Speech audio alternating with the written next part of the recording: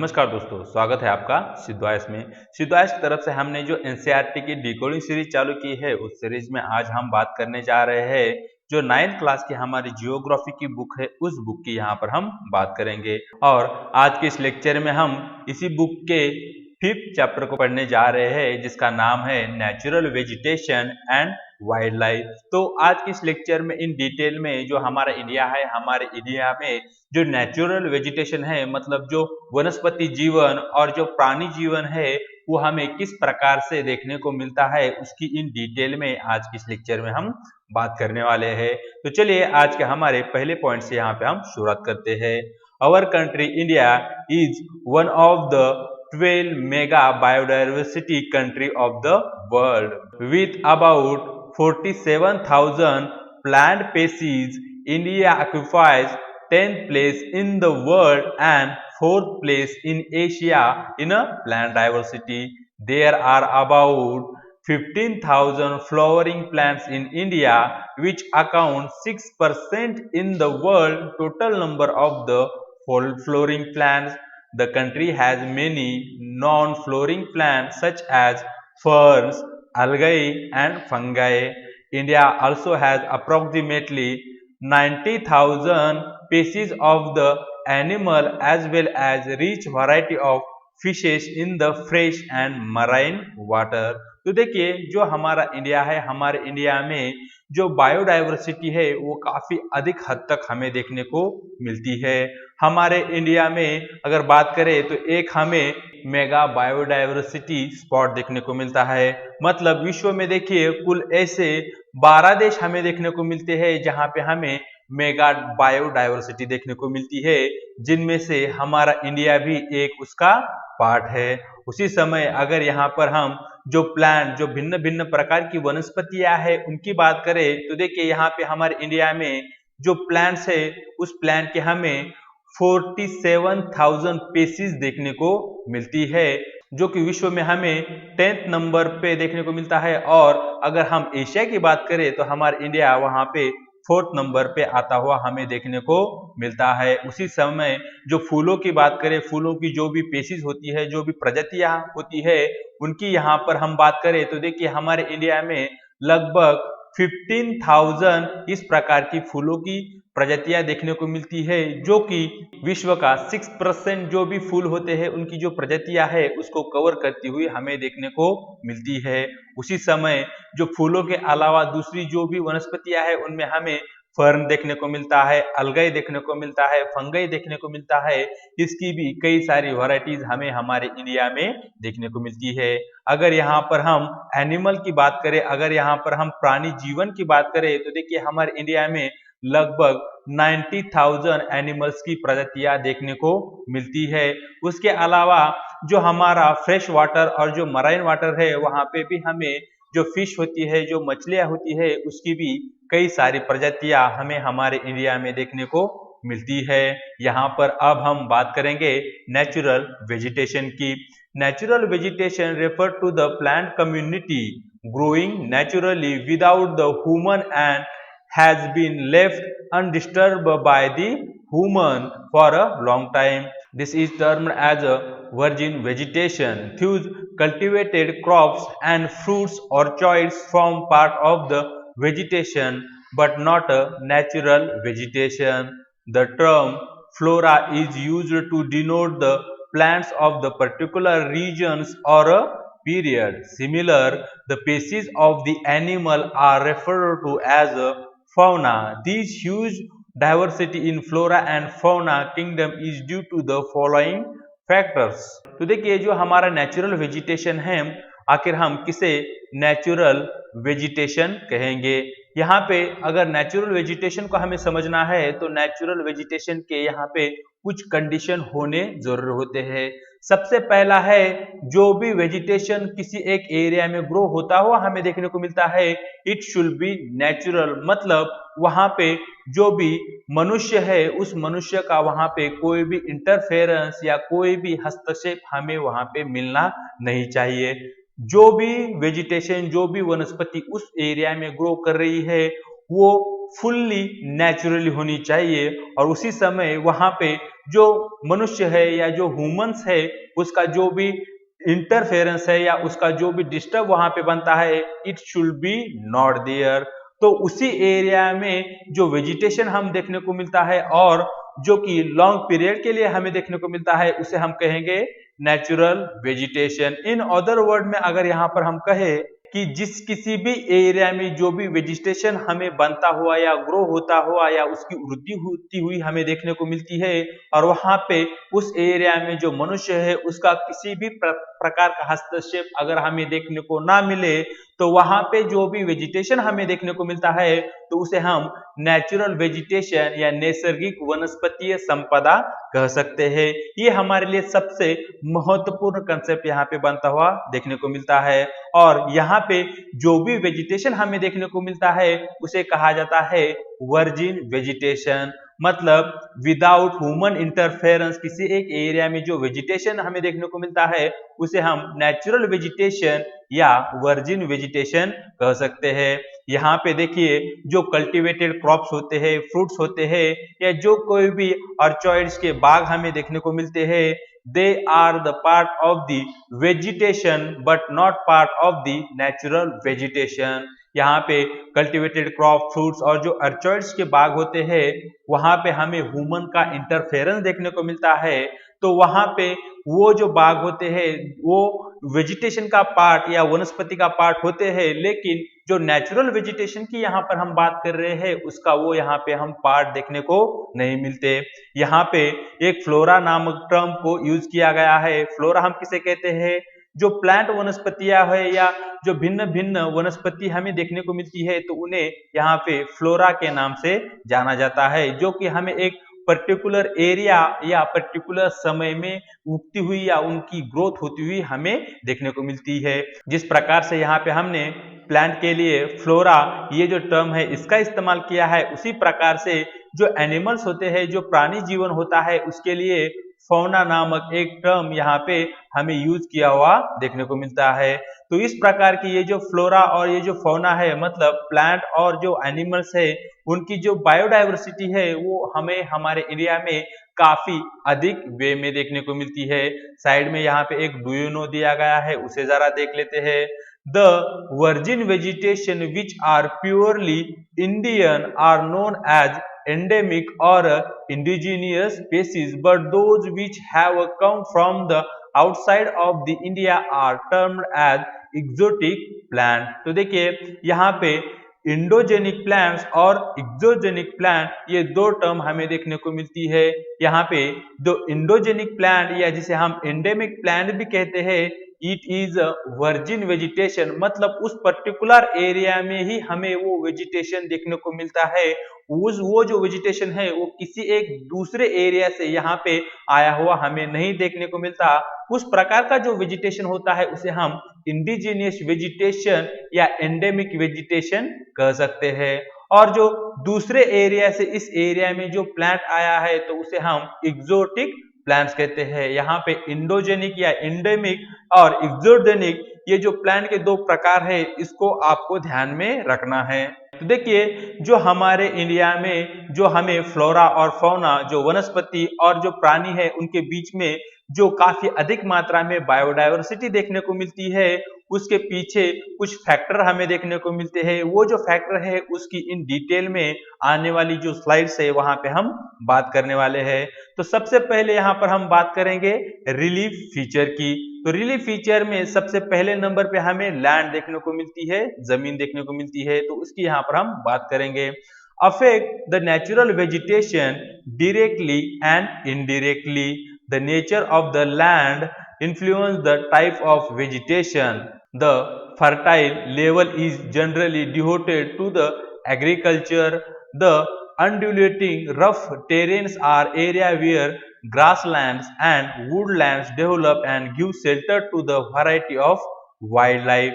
देखिए जो जमीन है, जो लैंड है, वो यहाँ पे हमें दो प्रकार की देखने को मिलती है, जिनमें एक होता है लेवल लैंड, जहाँ पे हमें एग्रीकल्चर देखने को मिलता है, और दूसरा होता है अनडिवलपिंग लैंड, मतलब जहाँ पे जो ट्रोपोग्राफी होता है वो काफी यहाँ पे हमें ओबड़ खाबड़ देखने को मिलता है। तो यहाँ पे जो ये फ्लैट लैंड होती है वहां पे हमें एग्रीकल्चर या कल्टीवेशन देखने को मिलता है, और जो ओबड़ खाबड़ लैंड हमें देखने को मिलती है वहां पे हमें एक तो ग्रास लैंड या गौताली प्रदेश देखने को मिल सकता है, या जंगल भी देखने को मिल सकते हैं। तो यहाँ पे जिस प्रकार की लैंड होगी, जिस प्रकार के से उस लैंड का टोपोग्राफी होगा, उसके आधार पर वहां पे कौन सी हमें फसल देखने को मिलेगी, या वहां पे हमें कौन सा फ्लोरा मतलब कौन सी वनस्पतियां देखने को मिलेगी, इसको वहां पे निर्धारित किया जाता है। इस प्रकार से जो लैंड होती है वो क्या करती है, डायरेक्टली और इनडायरेक्टली, प्रत्यक्ष और अप्रत्यक्ष तरीके से वहां पे इस पर्टिकुलर एरिया में किस टाइप का वेजिटेशन या किस प्रकार की वनस्पति देखने को मिलती है उसको निश्चित करने का या उसको तय करने का काम करती है। यहाँ पे रिलीफ फीचर में दूसरे नंबर पर हम बात करेंगे सॉइल की। The soil is also very over the pace, different type of the soils provide basis for the different type of the vegetation. The sandy soils of the desert support the cactus and thorny bushes, while the wet marshy deltic soil support the mangroves and deltic vegetation.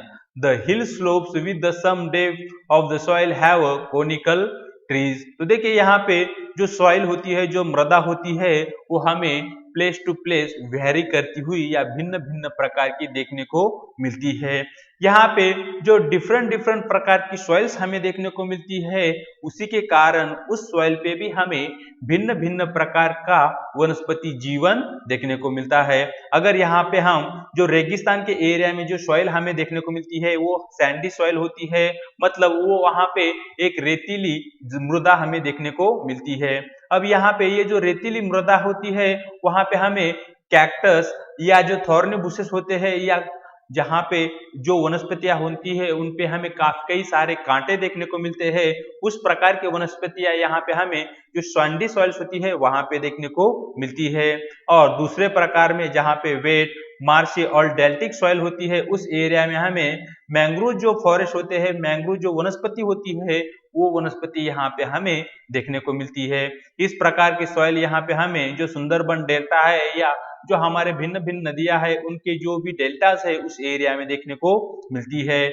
जैसे ही यहाँ पे हम जो mountain की बात करते हैं, पहाड़ी एरिया की बात करते हैं, तो वहां पे देखिए जो भी स्लोप होता है वो यहाँ पे हमें काफी देखने को मिलता है। जो वो स्लोप होता है उस एरिया में हमें जो सॉइल हमें देखने को मिलती है, उस सॉइल में हमें कोनिकल फॉरेस्ट मतलब इस प्रकार के फॉरेस्ट वहां पे हमें माउंटेन एरिया में देखने को मिलते हैं। तो इस प्रकार से जो सॉइल होती है वो भी क्या करती है, उस पर्टिकुलर एरिया में किस प्रकार की वनस्पति होगी उसको तय या निश्चित करने का काम करती है। अब यहाँ पे रिलीफ के बाद बात करेंगे क्लाइमेट की, और क्लाइमेट में सबसे महत्वपूर्ण फैक्टर है जो कि है तापमान, जो कि है temperature.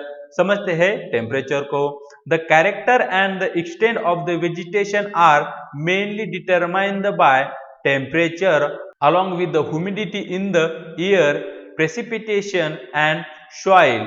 On the slope of the Himalaya and the hill of the peninsula above the height of 915 meter, the fall in the temperature affect the type of the vegetation. It grow and changes its from tropical to subtropical, temperate and alpine vegetation. तो देखिए temperature climate में सबसे महत्वपूर्ण factor है जो कि किसी एक पर्टिकुलर एरिया में किस प्रकार की वनस्पति हमें देखने को मिलेगी उसको निर्धारित करने का काम करता है। यहाँ पे टेम्परेचर के अलावा ह्यूमिडिटी और जो रेन और जो मृदा है वो भी यहाँ पे कंबाइन तौर पे एक प्रकार से एक पर्टिकुलर एरिया में वनस्पति को तय करने का काम करते हैं। तो देखिए जो हमारा हिमालय और जो प्लेटो का एरिया है वहां पे हमें कई सारे पहाड़ देखने को मिलते हैं। अब ये जो पहाड़ी एरिया है, इस पहाड़ी एरिया में विद द हाइट मतलब जो ऊंचाई होती है, जो हाइट होती है, उस हाइट के अनुसार भी यहाँ पे हमें भिन्न भिन्न प्रकार की वनस्पतियां देखने को मिलती है। यहाँ पे अगर हम 915 मीटर के अबव मतलब ऊपर की अगर बात करें तो देखिए यहाँ पे हमें ट्रॉपिकल से लेकर सब ट्रॉपिकल की जो भी वनस्पतियां होती है यहाँ पे हमें देखने को मिलती है, उसी समय यहाँ पे हमें टेम्परेट और जो अल्पाइन वेजिटेशन है वो भी यहाँ पे हमें पहाड़ी एरिया में देखने को मिलता है। अब इसके पीछे का रीजन यहाँ पे हमें देखने को मिलता है कि जैसे जैसे जो एल्टीट्यूड होता है, जो ऊंचाई होती है, उसमें बढ़ोतरी हमें देखने को मिलती है। जो टेम्परेचर होता है वो यहाँ पे हमें फॉल करता हुआ देखने को मिलता है। मतलब यहाँ पे जो ये पहाड़ है इसके बॉटम के एरिया में हमें ज्यादा टेम्परेचर देखने को मिलेगा एज कंपेयर टू ये जो पहाड़ है इसके टॉप के एरिया के। तो नीचे देखिए यहाँ पे एक चार्ट हमें दिया गया है, उससे आप काफी आसानी से ट्रॉपिकल, सब ट्रॉपिकल और ये जो अल्पाइन टाइप की जो भी वनस्पतियां होती है उसको समझ पाओगे। तो देखिए जो ट्रॉपिकल टाइप की जो भी वनस्पतियां होती है वो यहाँ पे हमें एवरेज, जहाँ पे हमें 18 डिग्री सेल्सियस तक जहाँ पे तापमान देखने को मिलता है, उस एरिया में यहाँ पे हमें ट्रॉपिकल वेजिटेशन देखने को मिलता है, जहाँ पे हमें किसी भी प्रकार का फ्रॉस्ट देखने को नहीं मिलता। जो सब ट्रॉपिकल टाइप की जो भी वनस्पतियां होती है वो यहाँ पे हमें खासकर एवरेज 10 डिग्री टू 18 डिग्री के बीच में जहाँ पे हमें तापमान देखने को मिलता है, उस एरिया में हमें सब ट्रॉपिकल वनस्पतियां देखने को मिलती है। और इस एरिया में जो फ्रॉस्ट की समस्या है वो काफी कम हमें देखने को मिलती है। यहाँ पे तीसरे नंबर पे देखने को मिल रहा है टेम्परेट टाइप का फॉरेस्ट। और ये जो टेम्परेट टाइप के जो भी फॉरेस्ट होते हैं वो यहाँ पे हमें -1 degree Celsius to -10 degree Celsius के बीच में देखने को मिलते हैं। और इस एरिया में फ्रॉस्ट हमें काफी अधिक मात्रा में देखने को मिलता है और कई समयों पर तो यहाँ पर स्नोफॉल भी हमें देखने को मिलता है। और आखिर में चौथे नंबर पे हमें अल्पाइन टाइप का वेजिटेशन देखने को मिलता है। और जो अल्पाइन टाइप का जो भी वेजिटेशन होता है वो यहाँ पर हमें जिस किसी भी एरिया में बिलो -1 डिग्री सेल्सियस से हमें तापमान देखने को मिलता है, उस एरिया में हमें अल्पाइन फॉरेस्ट देखने को मिलते हैं। और ये जो अल्पाइन फॉरेस्ट का जो एरिया होता है वहां पे हमें स्नोफॉल काफी अधिक मात्रा में देखने को मिलता है। तो इस प्रकार से हमने इन डिटेल में बात की क्लाइमेट में टेम्परेचर की, टेम्परेचर किस प्रकार से जो वेजिटेशन होता है उसको अफेक्ट करने का काम करता है। अब यहाँ पे तीसरे नंबर पर बात करेंगे फोटो पीरियड की, हम बात करेंगे सनलाइट की। मतलब सन से आने वाली जो कोई भी रोशनी होती है वो किस प्रकार से एक पर्टिकुलर एरिया में किस प्रकार का वेजिटेशन होगा या उसकी जो भी ऊंचाई या हाइट होगी वो किस प्रकार से हमें देखने को मिलती है, उसको भी यहाँ पे सनलाइट निर्धारित करने का काम करती है और उसी को यहाँ पर हम डिस्कस करेंगे। The variation in the duration of the sunlight at different places is due to the differences in latitude, altitude, seasons and duration of the day. Due to the longer duration of the sunlight, trees grow faster in a summer. तो देखिए यहाँ पे जो sunlight होती है वो किस प्रकार से किसी एक प्लांट की जो ग्रोथ होती है उसको अफेक्ट करती है, इसकी यहाँ पर बात की है। अब जो सनलाइट होती है वो किसी एक एरिया में किस प्रकार से कम देखने को मिलती है, तो किस एक एरिया में हमें वो ज्यादा देखने को मिलती है। और उसको निर्धारित करने का काम यहाँ पे लैटिट्यूड करता है, अल्टीट्यूड करता है, सीजन करता है और जो डे का जो भी पीरियड होता है, ड्यूरेशन ऑफ द डे होता है, वो भी यहाँ पे निर्धारित करता है। तो देखिए यहाँ पे अगर इस प्रकार से हम जो हमारा अर्थ है उसका ग्लोब बनाए तो देखिए जो इक्वेटर का जो एरिया होता है उसके सराउंडिंग एरिया में सबसे अधिक मात्रा में हमें सनलाइट देखने को मिलती है। लेकिन जैसे जैसे हम इक्वेटर से नॉर्थ और साउथ की दिशा में ट्रैवल करते हैं तो सनलाइट जो होती है वो यहाँ पे हमें कम होती हुई देखने को मिलती है। तो देखिए इसी कारण यहाँ पे हमें नदर्न हेमिस्फीयर और सदर्न हेमिस्फीयर में जो वेजिटेशन होता है उसकी जो भी टाइप्स है वो भिन्न भिन्न प्रकार के यहाँ पे हमें देखने को मिलती है। यहाँ पे अगर हम नदर्न पोल और सदर्न पोल के एरिया की बात करें तो यहाँ पे हमें टुंड्रा टाइप वनस्पति देखने को मिलती है और जो इक्वेटर का एरिया है यहाँ पे हमें ट्रॉपिकल वेजिटेशन देखने को मिलता है। और इस ये जो ट्रॉपिकल वेजिटेशन होता है वहां पे सनलाइट काफी अधिक होने के कारण यहाँ पे जो प्लांट्स होते हैं, जो भी वनस्पतियां होती है, उनकी ग्रोथ काफी अधिक या फास्ट वे में हमें देखने को मिलती है। अब यहाँ पर फोटो सनलाइट के बाद बात करेंगे चौथे नंबर पर प्रेसिपिटेशन की, बात करेंगे बरसात की या रेन की। Area of heavy rainfall have a more dense vegetation as compared to other area of less rainfall. India's natural vegetation has undergone many changes due to the several factors such as growing demand for cultivated land development of industries and mining, urbanization, overgrazing of pastures। तो देखिए यहाँ पे जो precipitation होता है वो किस प्रकार से अफेक्ट करता है, जैसे कि हम सभी जानते हैं जिस किसी भी एक एरिया में अगर हमें ज्यादा प्रेसिपिटेशन या ज्यादा बरसात देखने को मिले तो उस एरिया में जो भी वेजिटेशन होगा उसकी डेंसिटी या उसका जो भी घनत्व है वो काफी अधिक हमें देखने का मिलेगा।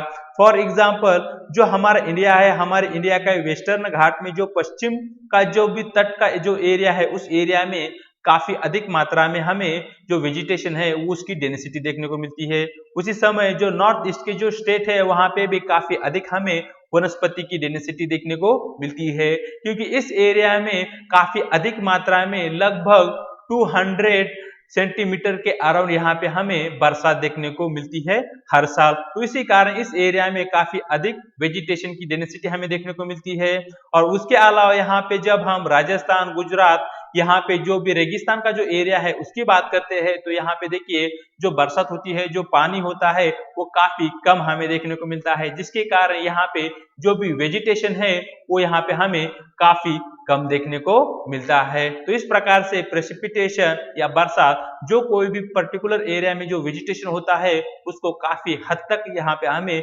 कंट्रोल करता हुआ देखने को मिलता है। यहाँ पे अगर हम इंडिया में पाए जाने वाला जो भी नेचुरल वेजिटेशन है उसकी बात करें तो देखिए उसमें भी कई सारे बदलाव आते हुए हमें देखने को मिलते हैं। अब ये जो बदलाव है वो नेचुरल वे में ना होकर वो मानव निर्मित हमें देखने को मिलते हैं।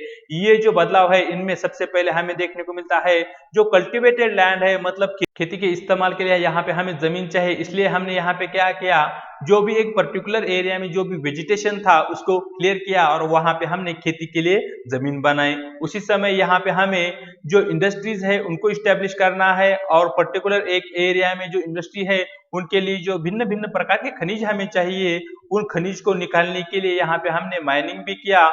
और जो इंडस्ट्रीज है वहां पे काम करने के लिए हमें लोग चाहिए, इसलिए यहाँ पे हमने जो अर्बनाइजेशन है, जो शहरीकरण है उसका भी सेटलमेंट या इस्टेब्लिशमेंट किया। और उसी समय जो पालतू जानवर थे उनकी जो संख्या बढ़ी है उसके कारण जो ओवरग्रेजिंग की जो भी समस्या है उसके कारण कई सारे नेचुरल वेजिटेशन की जो भी प्रजातियां है वो आज के दिनों में यहाँ पे संकट में आती हुई हमें देखने को मिलती है। तो इस प्रकार से इन डिटेल में हमने बात की उन फैक्टर की जो फैक्टर किसी एक पर्टिकुलर एरिया में किस प्रकार की वनस्पति होगी उसको तय करने का काम करते थे। तो देखिए यहाँ पे हमें कोई एक डू यू नो देखने को मिल रहा है और दो फाइंड आउट देखने को मिल रहे हैं। ये जो दो फाइंड आउट यहाँ पे हमें देखने को मिल रहे हैं तो देखिए इसको आपको एज अ क्वेश्चन के तौर पे लेना है और उनको यहाँ पे सॉल्व करना है। तो यहाँ पे मैं सीधे तौर पे बात करूंगा डू यू नो की। According to the Indian state of forest report 2011 the forest cover in India is 21.05%। तो देखिए जो हमारे इंडिया की पूरी जो लैंड है उसके 21.5% एरिया पे हमें फॉरेस्ट देखने को मिलता है। अगर यहाँ पे हम जो हमारा इंडिया है उसमें जो फॉरेस्ट रिक्वायर्ड है उसकी बात करें तो वो लगभग यहाँ पे हमें 30% के अराउंड देखने को मिलना चाहिए, लेकिन हमारे यहाँ इंडिया में केवल 21% के अराउंड ही फॉरेस्ट का कवर देखने को मिलता है। इसी कारण यहाँ पे हमें जो इंडिया में फॉरेस्ट है या उसका जो भी अफॉरेस्टीकरण है उसको भी यहाँ पे करना काफी जरूरी है। काफी अधिक मात्रा में हमें पेड़ों को यहाँ पे उगाना है और उनकी देखभाल भी करनी जरूरी है। चलते हैं आगे। तो देखिए आगे यहाँ पे जो हमारे स्टेट और जो यूनियन टेरिटरीज है उनमें किस प्रकार से किस एक स्टेट में जो फॉरेस्ट का कवर है उसको दिया गया है। अब ये जो फॉरेस्ट का कवर है वो यहाँ पे इन परसेंटेज में दिया गया है, मतलब किसी एक स्टेट में जो एरिया है उसके कितना परसेंट एरिया पे हमें फॉरेस्ट कवर देखने को मिलता है उसकी यहाँ पर बात की गई है। तो यहाँ पे सबसे महत्वपूर्ण वो 5 स्टेट हम देखेंगे जहाँ पे सबसे अधिक फॉरेस्ट कवर हमें देखने को मिलता है। तो देखिए यहाँ पे ये जो ग्राफ हमें देखने को मिल रहा है इस ग्राफ में हम सबसे महत्वपूर्ण 5 ऐसे स्टेट को ढूंढने की कोशिश करेंगे जहां पे वो जो स्टेट है उसके एरिया वाइज सबसे ज्यादा फॉरेस्ट हमें वहां पे इन परसेंटेज में देखने को मिलता है। तो यहाँ पे सबसे पहले नंबर पे हमें जो स्टेट देखने को मिल रहा है वो है मिजोरम, जहां पे हमें लगभग 90% तक यहाँ पे हमें फॉरेस्ट कवर देखने को मिल रहा है। उसके बाद यहाँ पे दूसरे नंबर पे जो हमें स्टेट नहीं है, जो कि यूनियन टेरिटरी है, वो देखने को मिल रही है, जो कि है लक्षद्वीप, जो कि हमें अरेबियन सी में देखने को मिलती है, जहां पे हमें लगभग 85% के बीच में यहाँ पे हमें फॉरेस्ट कवर देखने को मिल रहा है।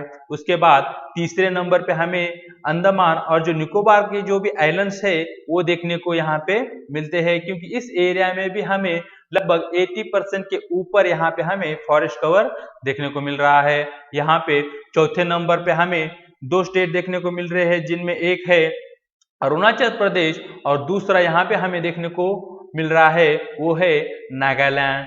और ये नागालैंड और अरुणाचल प्रदेश में भी हमें लगभग 80% के अराउंड एरिया पे हमें फॉरेस्ट कवर देखने को मिलता है। और यहाँ पे फिफ्थ नंबर पे हमें त्रिपुरा स्टेट देखने को मिल रहा है, जहाँ पे भी 80% जो स्टेट का एरिया है वहां पे हमें फॉरेस्ट कवर देखने को मिल रहा है। तो यहाँ पे आपसे क्वेश्चन पूछा जा सकता है कि हमारे इंडिया में जो भी स्टेट या यूनिटरीज हमें देखने को मिलती है, तो वहां पे सबसे अधिक फॉरेस्ट कवर किस स्टेट में हमें देखने को मिलता है एरिया वाइज, तो वो जो स्टेट है उनके नाम बताइए। तो आपको वहां पे सबसे पहले नंबर पे मिजोरम लेना है, दूसरे नंबर पे हमें लक्षद्वीप देखने को मिलता है, तीसरे नंबर पे यहाँ पे हमें अंडमान और जो निकोबार द्वीप के जो भी आइलैंड्स है वो देखने को मिलते हैं, चौथे नंबर पे यहाँ पे हमने नागालैंड और जो अरुणाचल प्रदेश है ये इन दो स्टेट को लिया है, और फिफ्थ नंबर पे यहाँ पे हमने जो त्रिपुरा स्टेट हमें नॉर्थ ईस्ट में देखने को मिलता है उसको लिया है। अब यहाँ पे सबसे अधिक एरिया के बाद अब यहाँ पर हम बात करेंगे सबसे कम एरिया इन परसेंटेज वाइज। तो देखिए यहाँ पे हमें एक हरियाणा स्टेट देखने को मिल रहा है, उसी समय यहाँ पे इस एरिया में हमें पंजाब का जो स्टेट है वो देखने को मिल रहा है। और यहाँ पे इन दो स्टेट के अलावा दूसरा राजस्थान भी एक स्टेट देखने को मिल रहा है, उत्तर प्रदेश देखने को मिल रहा है, दमन और दीव, ये जो हमारी यूनियन टेरिटरीज है ये यहाँ पे हमें सबसे कम फॉरेस्ट परसेंटेज वाइज देखने को फॉरेस्ट कवर देखने को मिल रहा है। चलते हैं आगे। अब आगे इन डिटेल में बात करेंगे इकोसिस्टम की। अब यहाँ पर हम जो इकोसिस्टम होता है उसको समझने की कोशिश करेंगे। Plants acore in a distinct group of communities in a area having similar climatic condition. The nature of the plant in a area to a large extent determines the animal life in the area. When the vegetation is altered, the animal life also gets changed. All the plants and animal in area are interdependent and interrelated to each other in their physical environment, thus forming the ecosystem. Human beings are also integral part of the ecosystem. A very large ecosystem on the land having distinct type of vegetation and animal life is called biome. These biomes are identified on the basis of the plants. तो देखिए यहाँ पे अगर हम ecosystem की बात करें तो इकोसिस्टम को समझने के लिए यहाँ पे हमें एक सबसे महत्वपूर्ण चीज को समझने की जरूरत होती है। तो इकोसिस्टम में हमें कौन कौन सी चीजें देखने को मिलती है उसकी यहाँ पर हम बात कर लेते हैं। तो देखिए यहाँ पे इकोसिस्टम में हमें बायोटिक और जो अबायोटिक होती है, यहाँ पर हमें बायोटिक एज वेल एज जो दूसरी नंबर की होती है वो है अबायोटिक ये भी चीजें यहाँ पे हमें देखने को मिलती है। और जिस किसी भी एरिया में बायोटिक और अबायोटिक मतलब जो कोई भी चीजें जो कोई भी वस्तुएं होती हैं, इन वस्तुओं में जहां पे हमें एक चीज में जीवन देखने को मिलता है तो दूसरी चीज में यहाँ पे हमें जीवन नहीं, मतलब जो भी हमारा टोपोग्राफी है या जो इन्वायरमेंट हमें देखने को मिलता है, अगर ये दोनों चीजों किसी एक पर्टिकुलर एरिया में हमें देखने को मिलती है तो उसे हम इकोसिस्टम कहते हैं। और यहाँ पे जो इकोसिस्टम होती है उसकी कुछ विशेषताएं दी गई है। तो देखिए जो इकोसिस्टम होती है, इकोसिस्टम में जो भी लाइफ होती है वो यहाँ पे हमें इंटरडिपेंड और इंटर रिलेटेड देखने को मिलती है। मतलब यहाँ पे जो भी जीव होते हैं वो जीव क्या करते हैं, एक दूसरे पर हमें इंटरडिपेंड देखने को मिलते हैं और उसी समय ये जो जीव होते हैं वो दूसरा जो जीव है उससे रिलेटेड भी हमें देखने को मिलते हैं। तो इस प्रकार का जो भी सिस्टम एक पर्टिकुलर एरिया में हमें देखने को मिलता है उसे हम इकोसिस्टम कह सकते हैं। अब यहाँ पे जैसे ही हम इकोसिस्टम की बात करते हैं तो हम सभी जानते हैं कि जैसे ही किसी एक एरिया का क्लाइमेट चेंज होता है तो उस क्लाइमेट के अनुसार ही वहां पे जो भी हमें प्लांट देखने को मिलते हैं, वनस्पतियां देखने को मिलती है या जो भी प्राणी जीवन वहां पे हमें देखने को मिलता है वो भी वहां पे हमें बदलता या भिन्न प्रकार का देखने को मिलता है। जैसे ही किसी एक एरिया का जो वेजिटेशन होता है वो बदलता है तो उसके साथ वहां पे जो भी प्राणी जीवन है वो भी वहां पे हमें बदलता हुआ देखने को मिलता है। यहाँ पे हम मनुष्य जो ह्यूमन बींग्स है they are also part of the ecosystem. उसी समय हमें हमारे जो भी अर्थ का सरफेस है या जो भी सिस्टम है वहां पे वेजिटेशन एज वेल एज जो एनिमल्स है उनकी लाइफ देखने को मिलती है और ये जो वेजिटेशन और जो पूरा का पूरा जो एनिमल का जो भी लाइफ का किंगडम है इसको हम बायोम के नाम से जानते हैं। अब यहाँ पे जो बायोम्स है उसको आइडेंटिफाई करने के लिए हमने जो प्लांट्स है जो पेड़ पौधे है उसे एज हमने बेसिस लिया है ऑफ दी बायोम्स को। मतलब अगर किसी एक एरिया में कितना बायोम्स है अगर उसको हमें डिसाइड करना है तो वहां पे जो भी प्लांट्स या जो भी वनस्पति की भिन्न भिन्न प्रकार की प्रजातियां हमें देखने को मिलती है उन प्रजातियों के आधार पे हम उस एरिया में जो बायोम है उसकी मात्रा कितनी है उसको डिसाइड कर सकते हैं। चलते हैं आगे। तो आगे इन डिटेल में हम बात करेंगे टाइप्स ऑफ वेजिटेशन की। मतलब जो हमारे अर्थ का सरफेस है खासकर जो हमारा इंडिया है हमारे इंडिया में कौन कौन से वेजिटेशन के टाइप देखने को मिलते हैं उसको यहाँ पर समझने की कोशिश करेंगे। तो बात करते हैं टाइप्स ऑफ वेजिटेशन की। The following major types of vegetation may be identified in our country. तो देखिए जो हमारा इंडिया है हमारे इंडिया में हमें कई प्रकार की वेजिटेशन या जो वनस्पति है उसकी प्रजातियां देखने को मिलती है, लेकिन इनका जो क्लासिफिकेशन इसको अगर हम मेजर टाइप्स में करें तो उसके कुल 5 महत्वपूर्ण टाइप्स हमें देखने को मिलते हैं। ये जो महत्वपूर्ण टाइप्स है उनमें हमें सबसे पहले नंबर पे ट्रॉपिकल एवरग्रीन फॉरेस्ट देखने को मिलते हैं, दूसरे नंबर पे ट्रॉपिकल डेसिडुअस फॉरेस्ट देखने को मिलते हैं, तीसरे नंबर पे ट्रॉपिकल थॉर्नी फॉरेस्ट एंड जो स्क्रब होते हैं वो यहाँ पे हमें देखने को मिलते हैं। हमें चौथे नंबर पे माउंटेन एरिया में जो भी फॉरेस्ट देखने को मिलते हैं वो फॉरेस्ट यहाँ पे देखने को मिलते हैं और फिफ्थ नंबर पे हमें मैंग्रोव के फॉरेस्ट देखने को मिलते हैं। तो इन डिटेल में ये जो 5 टाइप ऑफ वेजिटेशन है इनको इन डिटेल में यहाँ पर समझने की कोशिश करेंगे। सबसे पहले यहाँ पर बात करते हैं ट्रॉपिकल एवरग्रीन फॉरेस्ट की। These forest restricted to the heavy rainfall areas of the Western Ghat and the islands group of Lakshadweep, Andaman and Nicobar, upper part of the Assam, Tamil Nadu coast. They are at their best in area having more than 200 centimeter of rainfall with the short dry season. The trees reach great height up to 60 meter or even above. Since the region is warm and wet throughout the year, it has luxuriant vegetation of all kinds, trees, shrubs and creepers giving it a multi-layered structure. There is no definite time of the trees to shed their leaves. As such, these forests appear green all the year round. Some of the commercially important trees of these forests are ebony, mahogany, rosewood, rubber and cinchona. The common animals found in these forests are elephant, monkey, lemur and deer.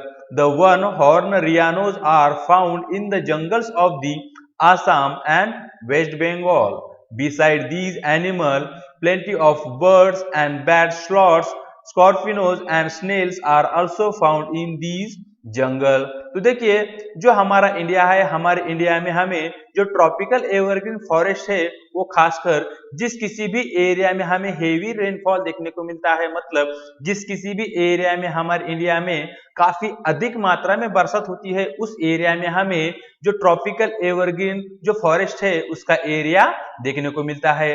अब ये जो area है इन areas में हमें कौन कौन से area हमारे इंडिया में देखने को मिलते हैं। तो देखिए जो वेस्टर्न घाट का जो वेस्ट का एरिया है, मतलब इस एरिया में हमें ट्रॉपिकल एवरग्रीन के फॉरेस्ट देखने को मिलते हैं।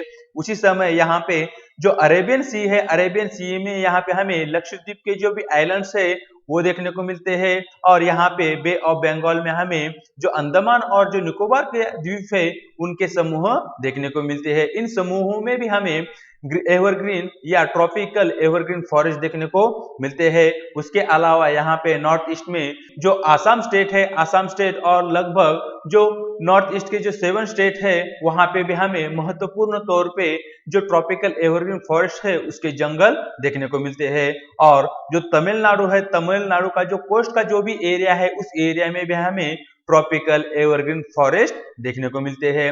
अब ये वो एरिया है, इन एरिया में लगभग देखिए एक साल में 200 सेंटीमीटर बरसात या वर्षा हमें देखने को मिलती है। और यहाँ पे जो भी ड्राई सीजन होता है, जो भी सूखे का सीजन होता है वो काफी स्मॉल या छोटा हमें देखने को मिलता है। उसी के साथ ही यहाँ पे इस एरिया में जो भी जंगल हमें देखने को मिलते हैं, वहां पे जो भी पेड़ हमें देखने को मिलते हैं, उन पेड़ की अगर हाइट की हम बात करें, उनकी ऊंचाई की बात करें तो वो लगभग यहाँ पे हमें 60 मीटर या उसके अबव भी देखने को मिलती है। इसका मतलब जो एवरग्रीन ट्रॉपिकल फॉरेस्ट होते हैं वो हाइट में काफी अधिक हमें देखने को मिलती है। और इस एरिया में जो रेनफॉल है, जो भी बरसात है वो काफी अधिक होने के कारण यहाँ पे जो भी वनस्पति है वो काफी अधिक मात्रा में हमें हरी भरी देखने को मिलती है। उसी समय जो वनस्पति है उसका जो भी डेंसिटी है वो यहाँ पे हमें काफी अधिक देखने को मिलता है। उसी समय यहाँ पे जो वनस्पति है उनकी जो भिन्न भिन्न प्रकार की प्रजातियां है उनकी संख्या भी यहाँ पे काफी अधिक हमें देखने को मिलती है। ये जो जंगल है जो कि हमें ट्रॉपिकल एवरग्रीन फॉरेस्ट के एरिया में देखने को मिलते हैं, इन जंगल्स में हमें ट्रीज पेड़ भी देखने को मिलते हैं। श्रब मतलब जो छोटे छोटे पेड़ होते हैं वो भी यहाँ पे हमें देखने को मिलती है। और जो क्रिप्स होती है मतलब भिन्न भिन्न प्रकार की जो वेलियां होती है वो वेलियां भी यहाँ पे हमें देखने को मिलते हैं। जिसके कारण इस एरिया में जो भी जंगल्स हमें देखने को मिलते हैं वो एक प्रकार से इस प्रकार के लेयर फॉर्म करते हुए हमें देखने को मिलते हैं। सबसे ऊपर हमें ट्रीज की लेयर देखने को मिलती है, उसके बाद श्रब की, और आखिर में हमें जो क्रिप्स होते हैं उनकी लेयर देखने को मिलती है। इसका मतलब अगर आप आकाश से इन जंगलों को देखोगे तो आपको एक लेयर बनती हुई देखने को मिलेगी, जो कि एक के ऊपर एक इस प्रकार की 2, 3, 4 या 5 लेयर तक इस प्रकार के जंगल हमें इस एरिया में देखने को मिलते हैं। इस एरिया में जो कमर्शियली तौर पे जो भी इंपॉर्टेंट पेड़ है उनकी बात करें तो उनमें यहाँ पे हमें इबोनी देखने को मिलता है, महोगनी देखने को मिलता है, रोजवुड, रबर, सिकोना, इस प्रकार की कुछ महत्वपूर्ण प्लांट्स यहाँ पे हमें देखने को मिलते हैं। अब इन जंगलों में जो भी वन्य जीवन है उनमें यहाँ पर हमें एलिफेंट देखने को मिलता है, मंकी, लेमूर, डियर, इस प्रकार की कई सारी वन्य प्रजातियां यहाँ पे हमें देखने को मिलती है। उसी समय जो हमारे नॉर्थ ईस्ट का स्टेट आसाम और जो वेस्ट बंगाल है वहां पे हमें वन हॉर्न रिहानो भी इस प्रकार के जंगलों में देखने को मिलता है। और यहाँ पर हम बर्ड की बात करें तो इस एरिया में कई सारे बर्ड्स की प्रजातियां देखने को मिलती है, जिनमें हमें बैट्स, स्लॉथ, स्कॉर्पिनो, स्नेल, इस प्रकार के कई सारे भिन्न भिन्न प्रकार के जीव इस प्रकार के जंगलों में हमें देखने को मिलते हैं। चलते हैं आगे। तो देखिए यहाँ पे जो ट्रॉपिकल एवरग्रीन फॉरेस्ट का जो भी एरिया है, इस एरिया में हमने बात की कि यहाँ पे एक लेयर सी बनती हुई हमें देखने को मिलती है। तो ये जो लेयर है वो यहाँ पे हमें इस पिक्चर में देखने को मिल रहे हैं। देखिए सबसे पहली मतलब सबसे ऊंचे पेड़ जो होते हैं उनकी एक सबसे पहली लेयर यहाँ पे हमें सबसे ऊपर देखने को मिल रही है। उसके बाद दूसरे जो पेड़ होते हैं जो कि हाइट में थोड़े कम हमें देखने को मिलती है, तो उसकी दूसरी लेयर यहाँ पे इस एरिया में हमें देखने को मिल रही है। यहाँ पर तीसरी लेयर उसके बाद यहाँ पे हमें देखने को मिल रही है, और आखिर में चौथी लेयर, और आखिर में अगर ग्राउंड की बात करें तो ग्राउंड पे यहाँ पे हमें देखिए भिन्न भिन्न प्रकार की ग्रास देखने को मिलती है। मतलब इस प्रकार के लेयर हमें खासकर ट्रॉपिकल एवरग्रीन जो फॉरेस्ट होते हैं इन्हीं फॉरेस्ट में देखने को मिलते हैं। और ये एक इस एरिया में जो भी फॉरेस्ट हमें देखने को मिलती है या जो ट्रॉपिकल एवरग्रीन फॉरेस्ट होते हैं उनकी एक प्रकार से एक महत्वपूर्ण विशेषता के तौर पर आप इसे ले सकते हैं। तो चलते हैं आगे। तो आगे इन डिटेल में बात करेंगे ट्रॉपिकल डेसिडुअस फॉरेस्ट की। These are most wide spread forest in India. They are also called monsoon forest and spread over region receiving rainfall between 200 cm and 70 cm. The trees of these forest type shed their leaves for about 6 to 8 weeks in a dry summer. On the basis of the availability of the water, these forests are further divided into moist and dry deciduous. The former is found in the area of receiving 200 to 100 cm of rainfall. These forests exist therefore mostly in the eastern part of the country, northeastern state along the foothills of the Himalaya, Jharkhand, West Orissa, Chhattisgarh and on the eastern slope of the Western Ghat. तो देखिए जो tropical deciduous forest होते हैं यहाँ पे, ये जो deciduous word है इसको अगर यहाँ पर हम समझ ले तो यहाँ पे जो ट्रॉपिकल डेसिडियस फॉरेस्ट होते हैं उनको हम काफी आसानी से समझ सकते हैं। तो ये जो डेसिडियस वर्ड हमें यहाँ पे देखने को मिलता है इसका मीनिंग है जो कोई भी पेड़ होता है जो कि अपनी पत्तियों को झड़ने का या छोड़ने का काम करता है तो उसे कहा जाता है डेसिडियस। मतलब जिस किसी भी एरिया में जो भी पेड़ हमें देखने को मिलते हैं अगर वो पेड़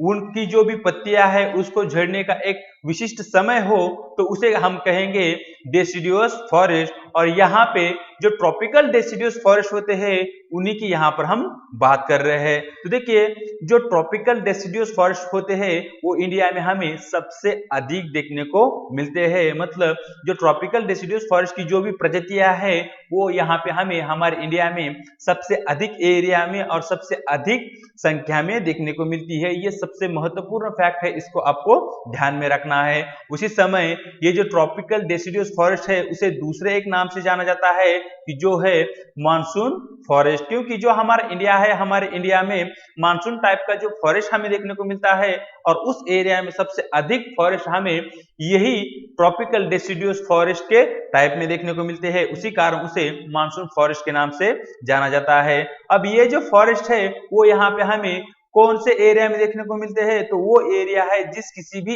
एरिया में लगभग हमें 200 टू 70 सेंटीमीटर के बीच में जो भी रेनफॉल देखने को मिलता है उस एरिया में यहाँ पे हमें इस प्रकार के मानसून फॉरेस्ट देखने को मिलते हैं जो कि एक पर्टिकुलर सीजन में जो भी अपनी पत्तियां है उनको झड़ने का काम करते हैं। यहाँ पे जो वाटर की अवेलेबिलिटी है उस वाटर के अवेलेबिलिटी पे अगर हम ये जो ट्रॉपिकल डेसिडियस फॉरेस्ट है उनको फिर से उसे डिवाइड करें तो देखिए यहाँ पे हमें उसके दो प्रकार देखने को मिलते हैं जिनमें एक है मॉइस्ट और दूसरा है ड्राई।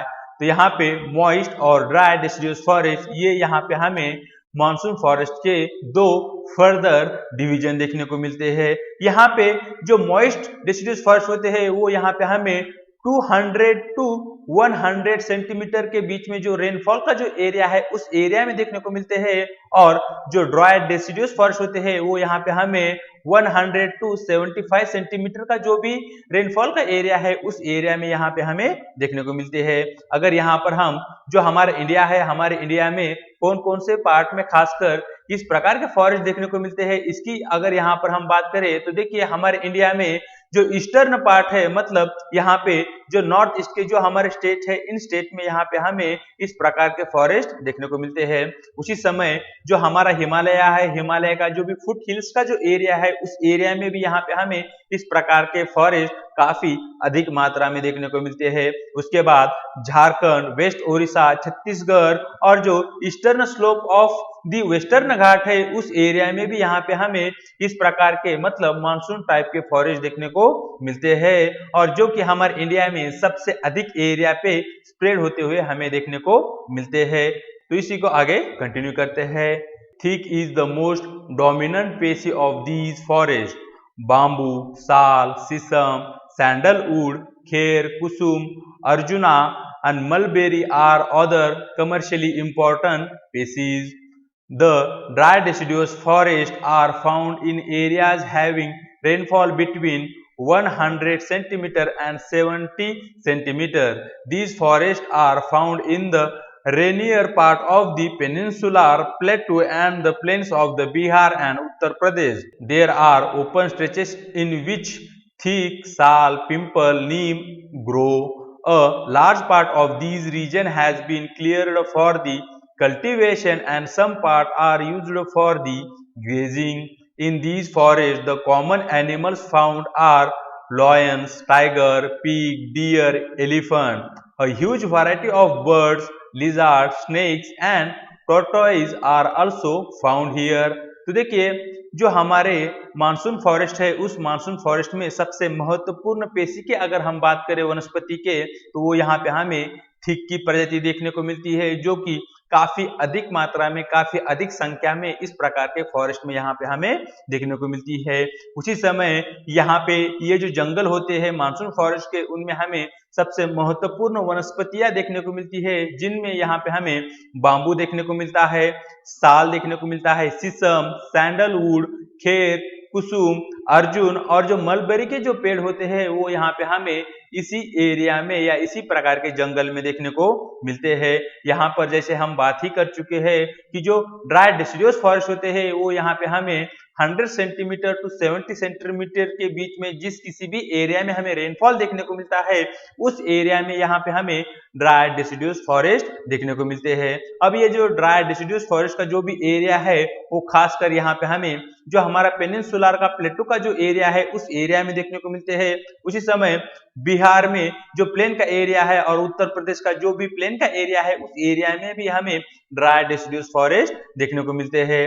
अब यहाँ पे ये जो ड्राई डिसिडुअस फॉरेस्ट है इन फॉरेस्ट में हमें खासकर थीक, साल, पिंपल, नीम इस प्रकार की कई सारी वनस्पतियां खास तौर पे ग्रो होती हुई या बढ़ती हुई देखने को मिलती है।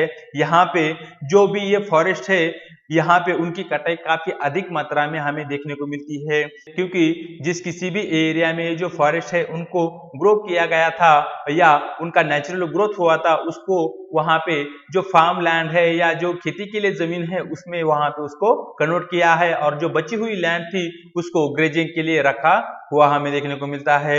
यहाँ पे जो ड्राई डिसिडुअस फॉरेस्ट होते हैं इन फॉरेस्ट में यहाँ पे हमें जो एनिमल्स देखने को मिलते हैं इनमें खासकर हमें लॉयंस देखने को मिलते हैं, टाइगर्स देखने को मिलते हैं, पिग, डियर और जो एलिफेंट्स होते हैं उनकी कई सारी प्रजातियां यहाँ पे हमें देखने को मिलती है। और यहाँ पे जो बायोडायवर्सिटी की बात करें तो यहाँ पे देखिए हमें भिन्न भिन्न प्रकार के बर्ड्स देखने को मिलते हैं, कई प्रकार की जो लिजर्ड की प्रजातियां है वो भी यहाँ पे हमें देखने को मिलती है, स्नेक, टॉर्टोइज इस प्रकार के भिन्न भिन्न प्रकार के प्रजातियां या जीव यहाँ पे इस एरिया में हमें देखने को मिलते हैं। देखिए यहाँ पे जो साइड में हमें पिक्चर देखने को मिल रही है it is a picture of the tropical deciduous forest. आपको यहाँ पे एक प्रकार से ये जो पेड़ है वो पूरी तरह से जो इनके पत्ते हैं वो झड़ते हुए नजर आएंगे। उसी समय जो ये पूरा का पूरा उसका सर्कल बना हुआ इस पेड़ के अराउंड हमें देखने को मिल रहा है। इस प्रकार के खासकर पेड़ यहाँ पे हमें जो ट्रॉपिकल डेसिडुअस फॉरेस्ट होते हैं या जिसे हम मानसून फॉरेस्ट के नाम से जानते हैं उस एरिया में देखने को मिलते हैं। चलते हैं आगे, तो आगे इन डिटेल में बात करेंगे द थॉर्नी फॉरेस्ट और जो स्क्रब होते हैं। तो बात करते हैं थॉर्नी फॉरेस्ट की। In a region with the less than 70 centimeter of rainfall, the natural vegetation consists of the thorny trees and bushes. This type of vegetation is found in the northwestern part of the country, including semi-arid areas of the Gujarat, Rajasthan, Madhya Pradesh, Chhattisgarh, Uttar Pradesh, and Haryana.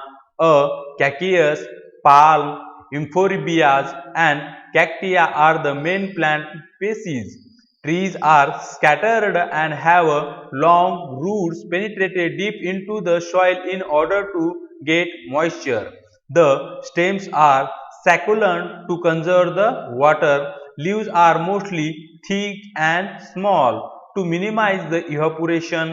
These forests give way to the thorny forest and scrubs in a arid area.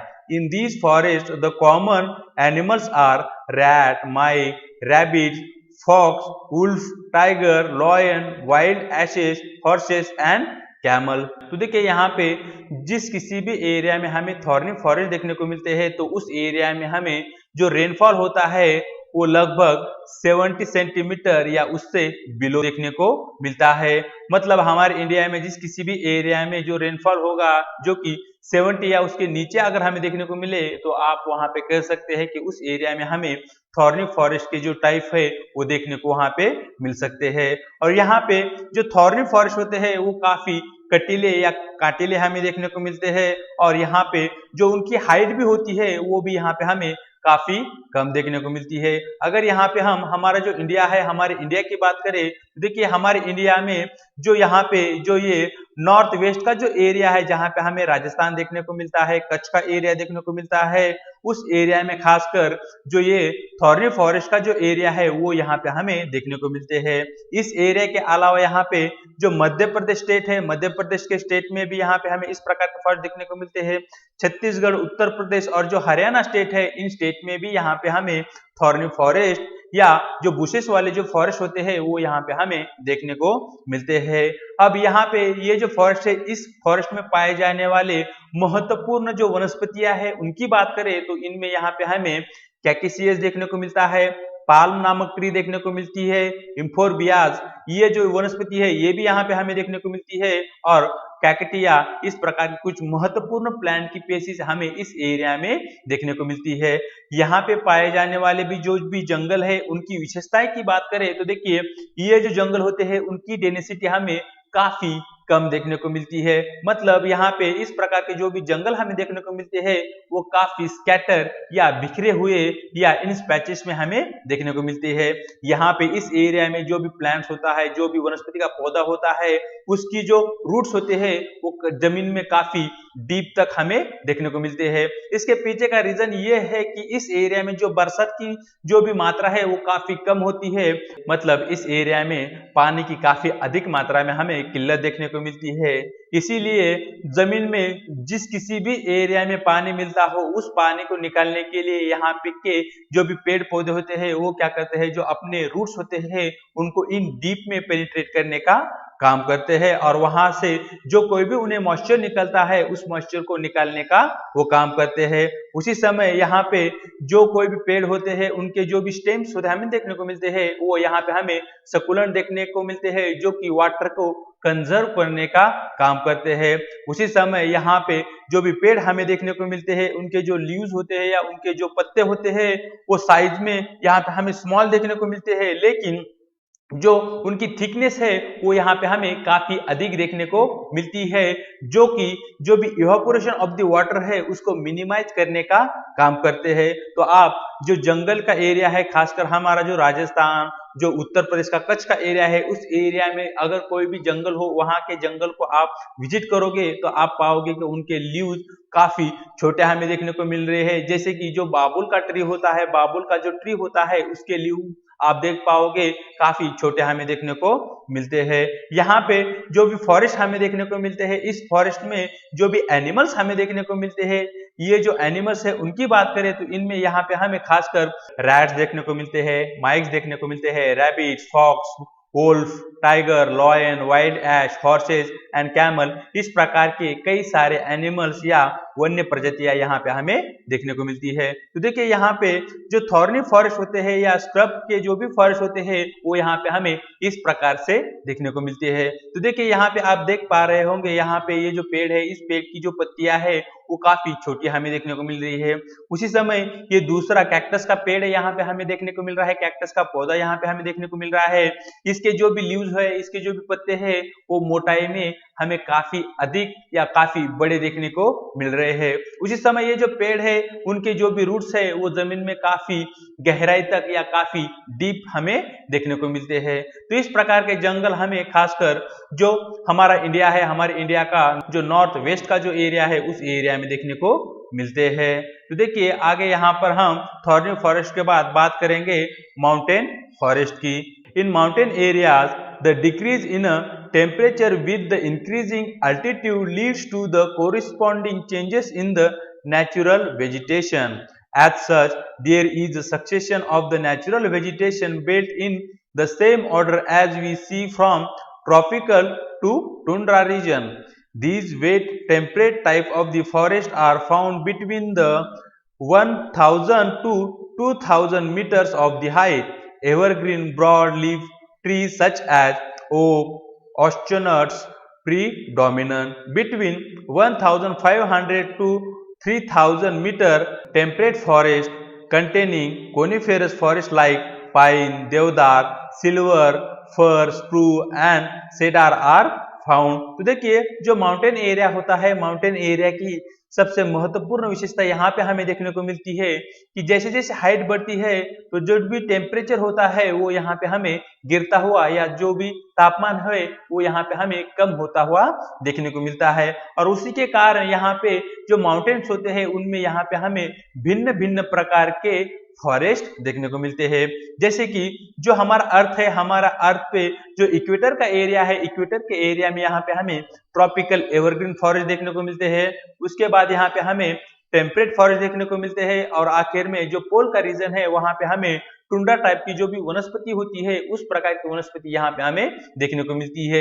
ये तो यहाँ पे हमने बात की जो latitudes होते हैं, लैटिट्यूड्स के बेसिस पे। लेकिन जो एल्टीट्यूड्स होता है, मतलब जो ऊंचाई होती है, उसके ऊंचाई के बेसिस पे भी यहाँ पे हमें इसी प्रकार के भिन्न भिन्न पेड़ पौधे यहाँ पे माउंटेन के एरिया में देखने को मिलते हैं। यहाँ पे हमें ट्रॉपिकल से लेकर जो टुंड्रा टाइप की जो भी वनस्पतियां है वो सारी की सारी यहाँ पे हमें माउंटेन के एरिया में देखने को मिलती है।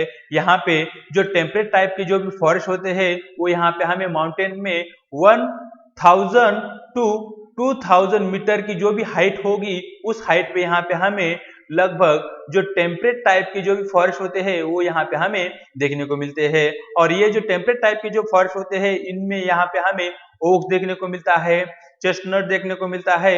ये जो वनस्पतियां है वो काफी प्रोमिनेंट वे में इस प्रकार के जंगलों में हमें देखने को मिलती है। जिनकी जो लीव्स होती है, उनके जो भी पत्ते होते हैं वो काफी साइज में ब्रॉड या बड़े हमें देखने को मिलते हैं। उसके बाद एक दूसरी हाइट आती है जो कि है 1500 टू 3000 मीटर के बीच में। तो इस एरिया में जो भी हमें फॉरेस्ट देखने को मिलते हैं वो एक प्रकार से कोनीफेरस फॉरेस्ट के टाइप में हमें देखने को मिलते हैं। और ये जो फॉरेस्ट है इस एरिया में हमें पाइन, देवदार, सिल्वर, फर, स्प्रूस और जो शेडार होता है ये वनस्पतियां मुख्य तौर पे यहाँ पे हमें देखने को मिलती है। चलते हैं आगे, आगे इसी को कंटिन्यू करते हैं। These forest cover mostly the southern slopes of the Himalaya, places having the high altitude in southern and northeastern India. At higher elevation, temperate grasslands are common. At high altitude, generally more than 3600 meter above sea level, temperate forest and grassland give way to the alpine vegetation. Silver fir, junipers, pines and birches are the common trees of these forests. However, they get progressively stunted as they approaches the snow line. Ultimately, through scrubs and shrubs, they merge into the alpine grassland. These are used extensively for the grazing by nomadic tribes like the Gujars and Bakarwalas. तो देखिए जो हमारा India है, हमारे India में खास तौर पे इस प्रकार के फॉरेस्ट हमें कहाँ पे देखने को मिलते हैं। उस एरिया की अगर यहाँ पर हम बात करें तो देखिए वो एरिया यहाँ पे हमें देखने को मिल रहे हैं जो हमारा हिमालय है। हिमालय का जो साउथ का जो भी एरिया है, मतलब जो दक्षिण का जो भी पार्ट है उस एरिया में यहाँ पे हमें इस प्रकार के कई सारे फॉरेस्ट देखने को मिलते हैं जो कि विद द अल्टीट्यूड वो यहाँ पे हमें चेंज होते हुए भी देखने को मिलते हैं। यहाँ पे जो हाई एलिवेशन होता है, काफी ऊंचाई पर यहाँ पे हमें टेम्परेट ग्रासलैंड देखने को मिलती है। और उसके बाद जैसे ही हम 3600 मीटर की ऊंचाई तक पहुंचते हैं तो उस एरिया में यहाँ पे हमें अल्पाइन वेजिटेशन देखने को मिलता है। ये जो अल्पाइन वेजिटेशन है इस एरिया में यहाँ पे हमें silver, fir, junipers, pines and birches इस प्रकार के कई सारे ट्रीज या वनस्पतियां देखने को मिलती है जो कि हाइट में हमें कम होती हुई देखने को मिलती है जैसे जैसे ऊंचाई इस एरिया में बढ़ती हुई हमें देखने को मिलती है। उसी समय इस एरिया में जो भी श्रब्स और जो भी स्क्रब हमें देखने को मिलते हैं वो यहाँ पे हमें जो अल्पाइन एरिया में जो भी ग्रासलैंड हमें देखने को मिलता है, उस ग्रासलैंड में वो मर्ज होते हुए भी यहाँ पे हमें देखने को मिलते हैं। यहाँ पे इस एरिया में ये जो ग्रासलैंड है उनका यूज यहाँ पे नोमैडिक ट्राइब के द्वारा किया जाता है, जिनमें यहाँ पे हमें गुजार्स और जो भाकर वाला ट्राइब है वो प्रमुख तौर पे यहाँ पे हमें देखने को मिलती है। यहाँ पे देखिए at higher altitudes mosses lichens form part of the tundra vegetation. The common animals found in these forests are Kashmir stag, spotted deer, wild sheep, jackrabbits, Tibetan antelope, yak, snow leopard, squirrels, sagyhorn, wild ibex, and bear and rare red panda, sheep and goats with the thick fur. देखिए यहाँ पे जो हमें mountain के forest का जो भी area देखने को मिल रहा है, उस एरिया में हमें देखिए जैसे जैसे ऊंचाई बढ़ती हुई हमें देखने को मिलती है, तो बढ़ती हुई ऊंचाई के साथ यहाँ पे जो भी पेड़ है उनकी साइज, उनकी हाइट और उनकी जो भी पत्तियों की जो भी साइज होगी या उनकी जो भी पत्तियां होंगी, उनका जो भी स्वरूप यहाँ पे नेचर हमें देखने को मिलता है, उसमें यहाँ पे हमें बदलाव आता हुआ देखने को मिलता है। तो ये जो फॉरेस्ट है, इस प्रकार के भिन्न भिन्न फॉरेस्ट यहाँ पे हमें जो माउंटेन का एरिया है वहां पे देखने को मिलती है। जैसे जैसे ऊंचाई बढ़ती जाएगी और आखिर में यहाँ पे हमें टुंड्रा टाइप की जो वेजिटेशन होती है वो यहाँ पे हमें देखने को मिलती है। और ये जो टुंड्रा टाइप की वेजिटेशन होती है, टुंड्रा टाइप के वेजिटेशन में यहाँ पे हमें मॉसेस और जो लाइकेन, ये जो वनस्पतियां है वो खास तौर पे देखने को मिलती है। यहाँ पे जो टुंड्रा रीजन होता है, टुंड्रा रीजन में सबसे महत्वपूर्ण जो भी एनिमल्स हमें देखने को मिलते हैं, उनमें यहाँ पे हमें काश्मीरी टैग देखने को मिलता है, स्पॉटेड डियर देखने को मिलता है, वाइल्ड लाइफ शीप देखने को मिलती है, जैक रैबिट देखने को मिलता है, तिबेटियन जो भी एंटेलोप होते हैं वो भी यहाँ पे हमें देखने को मिलते हैं, yak, snow leopard, squirrels, shaggy horned wild ibex और बियर और जो रेयर हमें पांडा यहाँ पे हमें देखने को मिलता है। उसके बाद यहाँ पे हमें शिप्स और जो गोट्स है, इनकी भी कई सारी प्रजातियां यहाँ पे हमें देखने को मिलती है, जिनके जो भी हेयर्स होते हैं वो काफी हमें थिक वे में देखने को मिलते हैं, जो कि उनको जो भी सर्दी होती है या जो भी ठंड होती है उससे प्रोटेक्ट करने का काम करते हैं। चलते हैं आगे, तो आगे इन डिटेल में यहाँ पर हम बात करेंगे मैंग्रोव फॉरेस्ट की। The mangrove tidal forest are found in areas of the coast influenced by tides, mud, sleet get accumulated on such coast. Dense mangrove forest common varieties with the roots of the plant submerged under the water. The deltas of the Ganga, Mahanadi, Krishna, Godavari and Kaveri are covered by such a vegetation. In the Ganga Brahmaputra delta, Sundarban trees are found which provide durable hard timber. Palm, coconut, Kyora, agar also grow in some part of the delta. Royal Bengal tiger is the famous animal in these forests. Turtles, crocodiles, gharials and snakes are also found in these forest. जो mangrove type की जो भी वनस्पति है वो यहाँ पे हमें खासकर जो कोस्टल एरियाज होते हैं उन कोस्टल एरियाज में यहाँ पे हमें देखने को मिलती है। अब ये जो वनस्पति है इसके सबसे महत्वपूर्ण जो भी विशेषता है उसकी बात करें तो देखिए वो जो वनस्पति है वो यहाँ पे हमें कोस्टल एरिया में जहाँ पे हमें सलाइन वाटर देखने को मिलता है, उस सलाइन वाटर के एरिया में यहाँ पे हमें वो देखने को मिलती है। और जो हमारी नदियां है उसका भी जो भी डेल्टा का एरिया है, उस डेल्टा के एरिया में यहाँ पे हमें मड और जो स्लिट होता है वो इस जंगल में एक्यूमुलेट होता हुआ या उसका स्टोर होता हुआ हमें देखने को मिलता है। और यहाँ पे जिस किसी भी एरिया में जो हमारा तट है वहां पे हमें टाइड्स देखने को मिलती है या ज्वार भाटा देखने को मिलता है, उस एरिया में यहाँ पे हमें खासतौर जो मैंग्रोव टाइप की जो भी वनस्पति है वो यहाँ पे हमें देखने को मिलती है। यहाँ पे जो मैंग्रोव टाइप की जो वनस्पति है उसकी जो विशेषता है उसकी बात करें तो देखिए इसके जो भी प्लांट्स होते हैं वो यहाँ पे हमें अंडर द वाटर सबमर्ज देखने को मिलते हैं। मतलब जो पानी होता है, पानी में एक प्रकार से आप कह सकते हैं कि ये जो वनस्पतियां है वो यहाँ पे हमें फ्लोट करती हुई देखने को मिलती है। यहाँ पे हमारे यहाँ इंडिया में गंगा, महानदी, कृष्णा, गोदावरी, कावेरी, ये जो नदियां है और इन्होंने जो ये डेल्टा बनाए हैं अपने मुख पे, उस डेल्टा के रीजन में यहाँ पे हमें काफी अधिक मात्रा में मैंग्रोव टाइप के फॉरेस्ट देखने को मिलते हैं। उसी समय गंगा और ब्रह्मपुत्र ब्रह्मपुत्रा ने जो सुंदरबन डेल्टा बनाया है, उस डेल्टा में यहाँ पे हमें सुंदरी नामक जो ट्री मिलती है, it is a type of the mangrove forest, मतलब वो भी एक मैंग्रोव टाइप का ही प्लांट के रूप में उसे हम देख सकते हैं। इसके अलावा यहाँ पे हमें पाम ट्री देखने को मिलती है, कोकोनट, क्यूरो और जो अगर ट्री है, इस प्रकार की भी कई सारी वनस्पतियां इस एरिया में हमें देखने को मिलती है। खासकर जो सुंदरबन का जो डेल्टा का एरिया है, उस एरिया में यहाँ पे हमें रॉयल बंगाल टाइगर देखने को मिलता है, जो कि एक काफी प्रसिद्ध एनिमल के तौर पर उसे हम देख सकते हैं। उसके अलावा इस एरिया में हमें टर्टाइल देखने को मिलते हैं, क्रोकोडाइल देखने को मिलते हैं और जो घड़ियाल है वो भी यहाँ पे हमें काफी अधिक संख्या में देखने को मिलता है। उसके अलावा इस एरिया में कई सारे स्नेक भी हमें देखने को मिलते हैं। तो देखिए यहाँ पे जो हमारा इंडिया है, हमारे इंडिया में जो मैंग्रोव फॉरेस्ट की जो भी लोकेशन है, जो भी एरिया है, उसकी बात करें तो देखिए यहाँ पे जो कच्छ का ये जो एरिया है, इस एरिया में जो खाड़ी का एरिया है, वहां पे हमें मैंग्रोव के फॉरेस्ट देखने को मिलते हैं। उसके अलावा खासकर जो हमारा लक्षद्वीप के जो भी द्वीप समूह है उसमें, और जो अंडमान और निकोबार जो द्वीप समूह है, वहां पे भी हमें काफी अधिक मात्रा में मैंग्रोव के फॉरेस्ट जो किनारी एरिया है वहां पे देखने को मिलते हैं। उसके बाद इस एरिया में यहाँ पे हमें सुंदरबन डेल्टा देखने को मिलता है। इस एरिया में काफी अधिक मात्रा में यहाँ पे हमें मैंग्रोव के फॉरेस्ट देखने को मिलते हैं। उसके अलावा जो हमारा जो ये ईस्ट का तट है, उस एरिया में भी काफी अधिक मैंग्रोव के फॉरेस्ट देखने को मिलते हैं। तो देखिए यहाँ पे जो मैंग्रोव की जो भी ट्री होती है, उसकी एक पिक्चर है यहाँ पे हमें देखने को मिल रही है। देखिए इस प्रकार की वनस्पति यहाँ पे हमें जो तट का एरिया होता है, जो कोस्ट का एरिया होता है, वहां पे हमें देखने को मिलती है।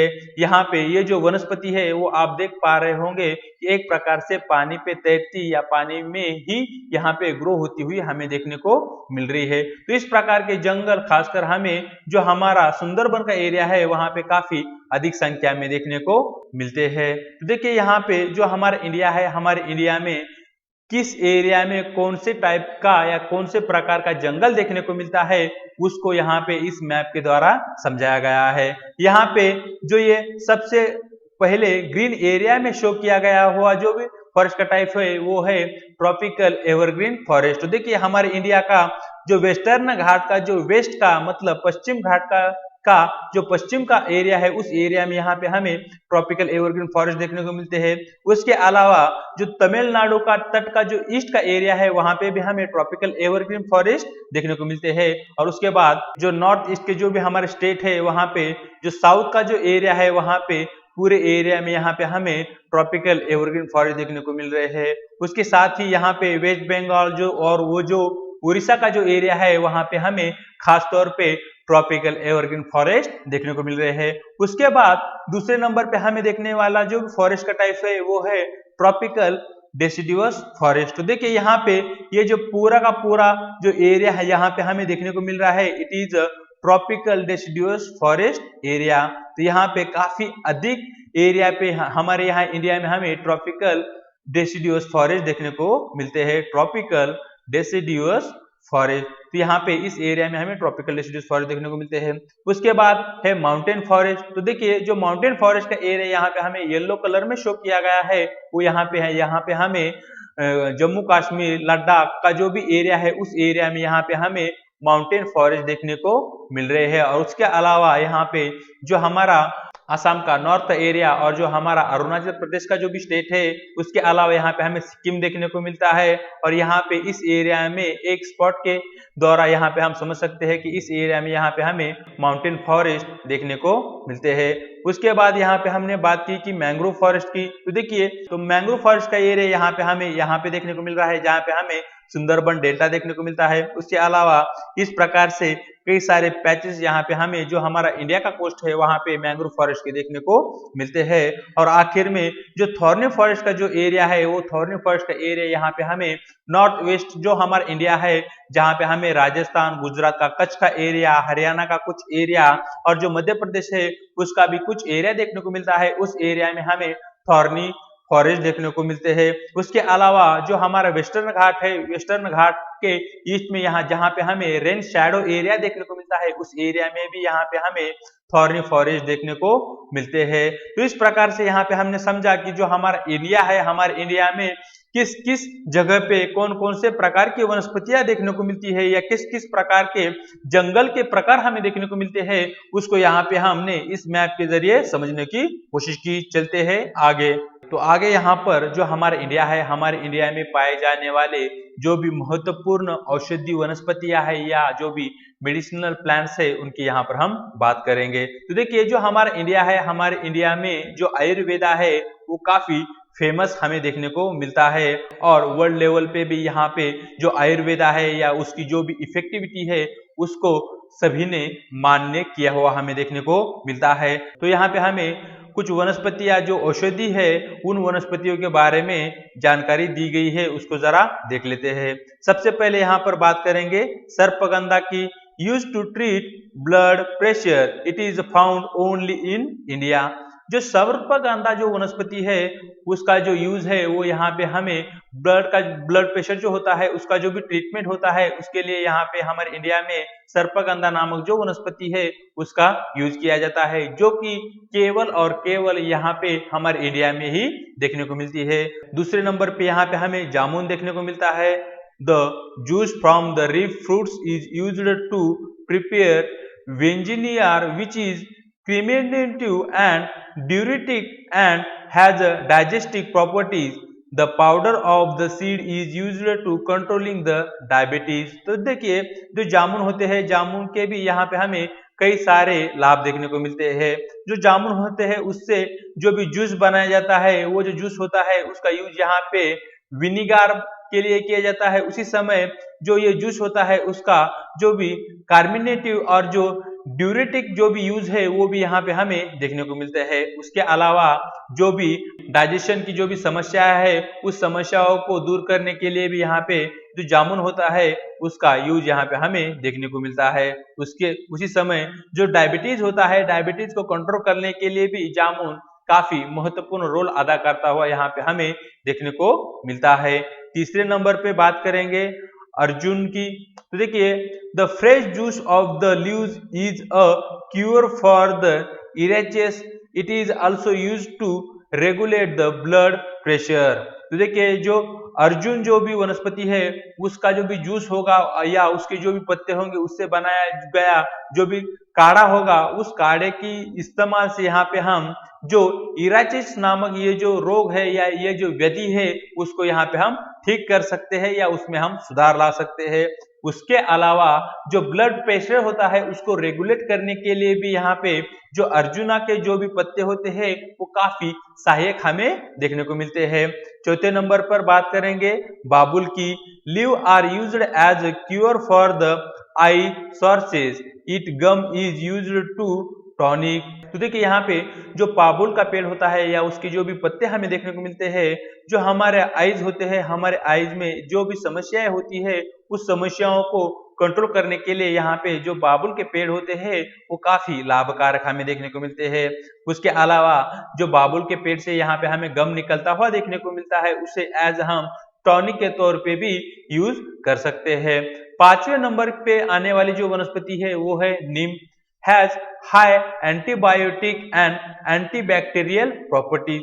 जो नीम की जो भी पत्तियां होती है या जो नीम का पेड़ होता है उसमें यहाँ पे हमें काफी अधिक मात्रा में एंटीबायोटिक या एंटीबैक्टीरियल जो भी प्रॉपर्टीज है वो यहाँ पे हमें नीम के पेड़ में या नीम की जो पत्तियां है उनमें देखने को मिलती है।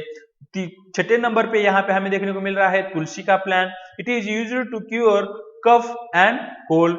जो हमें सर्दी या जो कफ होता है उस कफ को खत्म करने के लिए या कम करने के लिए या उसमें सुधार लाने के लिए जो तुलसी प्लांट होता है उसका यूज यहाँ पे किया हुआ हमारे इंडिया में हमें देखने को मिलता है। और आखिर में सातवें नंबर पर बात करेंगे कांचनार की।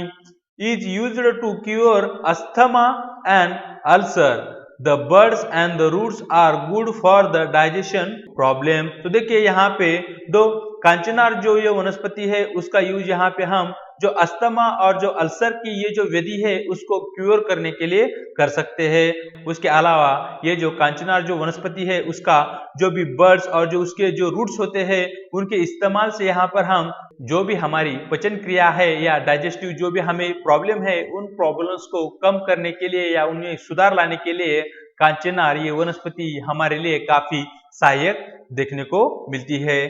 चलते हैं आगे। तो आगे इन डिटेल में यहाँ पर बात करेंगे वाइल्ड लाइफ की, यहाँ पे इन डिटेल में बात करेंगे जो हमारे इंडिया में प्राणी जीवन हमें देखने को मिलता है, उस प्राणी जीवन को इन डिटेल में यहाँ पर समझने की कोशिश करेंगे। तो समझते हैं वाइल्ड लाइफ को। Like its flora, India is also rich in fauna. It has approximately 90,000 animal species. The country has about 2,000 species of the bird. They constitute 13% of the world's total. There are 2,546 species of the fishes which account for nearly 12% of the world stock. It also shares between 5 to 8% of the world's amphibians, reptiles and mammals. The elephant are the most majestic animal among the mammals. They are found in the hot, wet forest of the Assam, Karnataka and Kerala. One-horned rhinos are the other animal which live in a swampy and marshy lands of the Assam and West Bengal. Arid area of the Run of Kutch and the Thar Desert are the habitat for wild ash and camels respectively. Indian bison, nilgai जिसे हम blue bull भी कहते हैं, chousingha, four horn antelope, gazelle and different species of the deer are some other animal found in India. It also has several species of the monkeys. India is the only country in the world that has both tigers and lions. The natural habitat of the Indian lions is the Gir forest in Gujarat. Tigers are found in the forest of Madhya Pradesh, Sundarbans of West Bengal, Himalaya regions. Leopard too are member of the cat family. They are important among animal of prey. तो देखिए जो हमारा India है, हमारे India में जो wild life है, जो प्राणी जीवन है, वो काफी अधिक मात्रा में या काफी अधिक समृद्ध हमें देखने को मिलता है। जिस प्रकार से जो वनस्पति की वैरायटी हमारे इंडिया में देखने को मिलती है, उसी प्रकार से जो प्राणी जीवन है उसकी भी काफी अधिक मात्रा में वैरायटी हमें हमारे इंडिया में देखने को मिलती है। अगर यहाँ पे हम जो प्राणी होते हैं, जो एनिमल्स होते हैं, उनकी स्पीशीज की बात करें तो देखिए हमारे इंडिया में लगभग 90,000 के अराउंड यहाँ पे हमें जो प्राणी होते हैं उनकी स्पीशीज या उनकी प्रजातियां देखने को मिलती है। यहाँ पे हमारे इंडिया में 2000 बर्ड की स्पीशीज यहाँ पे हमें इंडिया में देखने को मिलती है। उसी समय जो ये बर्ड की स्पीशीज है वो विश्व की कुल जो बर्ड की स्पीशीज है उसका 30% यहाँ पे हमें हमारे इंडिया में ही देखने को मिलती है। उसके बाद जो फिश की बात करें, जो मछलियां होती है उनकी बात करें तो देखिए हमारे इंडिया में 2546 जो फिश होते हैं उनकी स्पीशीज हमें हमारे इंडिया में देखने को मिलती है। अगर यहाँ पे जो वर्ल्ड का टोटल स्टॉक की बात करें तो उसके लगभग 12% जो फिश होते हैं उसकी प्रजातियां हमें हमारे इंडिया में ही देखने को मिलती है। उसी समय जो विश्व में हमें जो भी भिन्न भिन्न प्रकार के एम्बियंस, रेप्टाइल्स और जो मैमल्स देखने को मिलते हैं, इनकी अगर हम बात करें तो हमारे इंडिया में कुल विश्व का लगभग 5 to 8% जो प्रजातियां है वो यहाँ पे हमें एम्फीबियन, रेप्टाइल और जो मैमल्स है उनकी देखने को मिलती है। उसी समय हमारे इंडिया में जो एलिफेंट्स है जो कि एक काफी बड़ा या जायंटिक एनिमल के तौर पर जिसे हम देख सकते हैं, वो भी हमें हमारे इंडिया में देखने को मिलता है। जो एलिफेंट्स है वो हमारे इंडिया में जो हॉट वेट फॉरेस्ट का जो एरिया है जैसे कि आसाम, कर्नाटक और जो केरला का एरिया है, वहां पे हमें जो एलिफेंट्स है उसकी कई सारी प्रजातियां देखने को मिलती है। उसके अलावा जो वन हॉर्न जो रिहानो है उसके लिए भी हमारा इंडिया काफी फेमस है। हमारे इंडिया में वन हॉर्न रिहानो हमें वेस्ट बंगाल, आसाम, यहाँ पे जो भी स्वैम्पी और जो मार्शी लैंड हमें देखने को मिलता है उस लैंड में यहाँ पे हमें वन हॉर्न रिहानो देखने को मिलता है। उसी समय जो हमारा इंडिया है, हमारे इंडिया में रन ऑफ कच्छ और जो थर का जो भी डेजर्ट का एरिया है उस एरिया में हमें वाइल्ड एश और जो कैमल है वो यहाँ पे देखने को मिलते हैं। उसी समय हमें इंडिया में बाइसन, नीलगाय और चौशिंगा जिसे हम फोर हॉर्न एंटेलोप कहते हैं वो भी देखने को मिलता है। उसके अलावा गेजल, इस प्रकार की भिन्न भिन्न कई सारी डियर की प्रजातियां हमें हमारे इंडिया में देखने को मिलती है। यहाँ पे जो हमारा इंडिया है, हमारे इंडिया में जो मंकीज होते हैं, जो बंदर्स होते हैं, उनके भी कई सारी स्पीशीज हमें हमारे इंडिया में देखने को मिलते हैं। उसी समय India is the only country जहाँ पे हमें बहुत मतलब टाइगर और जो लायंस है, ये जो कैट की जो प्रजातियां है, वो यहाँ पे हमें ओनली और ओनली हमारे इंडिया में ही हमें देखने को मिलती है। उसी समय अगर हम लायन की बात करें तो देखिए हमारे इंडिया में जो गिर के फॉरेस्ट हमें गुजरात में देखने को मिलते हैं, उस एरिया में हमें इंडियन लायंस या जो गिर लायंस है वो यहाँ पे हमें देखने को मिलते हैं। उसके अलावा यहाँ पर हम टाइगर की बात करें, बाघ की बात करें तो मध्य प्रदेश और सुंदरबन जो हमें वेस्ट बंगाल में देखने को मिलता है, और जो हिमालय का रीजन है वहां पे हमें कई सारे टाइगर्स देखने को मिलते हैं। और उसी समय जो लिपर्ड जो कि एक कैट फैमिली की ही पेशी है या कैट फैमिली की ही मेंबर है, वो भी यहाँ पे हमें हमारे इंडिया में देखने को मिलती है। ये जो एनिमल्स है, these are important prey animal, क्योंकि यहाँ पे ये जो एनिमल है वो क्या करते हैं, शिकार करते हैं, और वो जो शिकार होती है उसी शिकार पे वो अपना जो गुजरान होए उसे करते हुए हमें देखने को मिल रहे हैं। तो देखिए यहाँ पे एक डू यू नो दिया गया है, चलते चलते इसे भी देख लेते हैं। Wild life protection act was implemented 1972 in India. तो देखिए जो भिन्न भिन्न प्रकार की हमारी वन्य प्रजातियां है या वन्य जीव है, उनको प्रोटेक्ट करने के लिए हमारे यहाँ 1972 में एक एक्ट बनाया गया, जिसे कि 1972 में ही इम्प्लीमेंट किया गया है। उसका जो अमल है 1972 से ही हमें चालू हुआ देखने को मिलता है। चलते हैं आगे, आगे इसी को कंटिन्यू करेंगे। The Himalayan harbour and hardy ranges of the animal which survive in a extreme cold Ladakh freezing high altitude are home to the yak, the Saggihorn wild ox weighing around 1 ton, the Tibetan antelope, the Baral blue sheep, wild sheep and Kiang Tibetan wild ash. Furthermore, the ibex, bear, snow leopard and very rare red panda are found in certain pockets. In the river, lakes and coastal areas, turtle, crocodiles, gharials are found. The latter is the only representative of the variety of crocodiles found in the world today. तो देखिए यहाँ पे जो हमारा हिमालय है, हमारे हिमालय में जो भी एरिया आता है उस एरिया में काफी अधिक मात्रा में हमें कोल्ड या ठंड देखने को मिलती है। वो जो एरिया है उस एरिया में भी यहाँ पे हमें भिन्न भिन्न प्रकार के कई सारे प्राणी देखने को मिलते हैं, जिनमें यहाँ पे हमें लद्दाख की बात करें तो लद्दाख में यहाँ पे हमें याक देखने को मिलता है। सैगी हॉर्न जो वाइल्ड ऑक्स है वो भी यहाँ पे हमें देखने को मिलता है। उसके अलावा तिबेटियन एंटीलोप हमें देखने को मिलता है, और जो बहरहाल जो ब्लू शिप है वो भी यहाँ पे इस एरिया में हमें देखने को मिलती है। तो यहाँ पे अगर हम आगे जाए, आगे बात करें तो देखिए यहाँ पे हमें आइबेक्स, बियर, स्नो लिपर्ड और जो भिन्न भिन्न प्रकार की जो भी और प्रजातियां हैं वो भी यहाँ पे हमें देखने को मिलती है।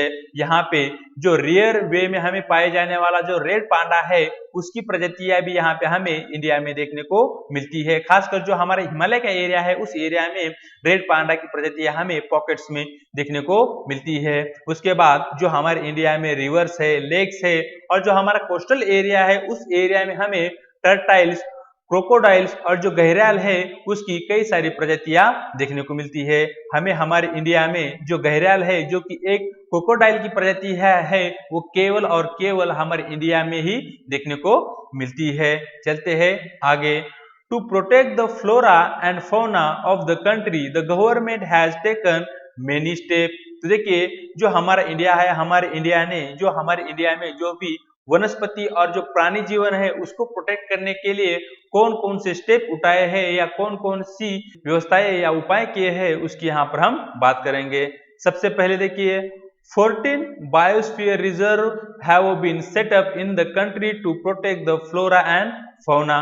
देखिए जो बायोस्फीयर रिजर्व होते हैं, बायोस्फीयर रिजर्व यहाँ पे हमारे इंडिया में लगभग यहाँ पे हमें 14 देखने को मिलते हैं, जिसकी सहायता से जो हमारे इंडिया में फ्लोरा और जो फौना है जो उसकी जो डाइवर्सिटी है उसको प्रोटेक्ट करने का काम किया है। उसके बाद 4 out of these Sundarbans in West Bengal, Nanda Devi in Uttarakhand, Gulf of Mannar in Tamil Nadu and Nilgiri in Kerala, Karnataka, Tamil Nadu have been included in the World Network of the Biosphere Reserve।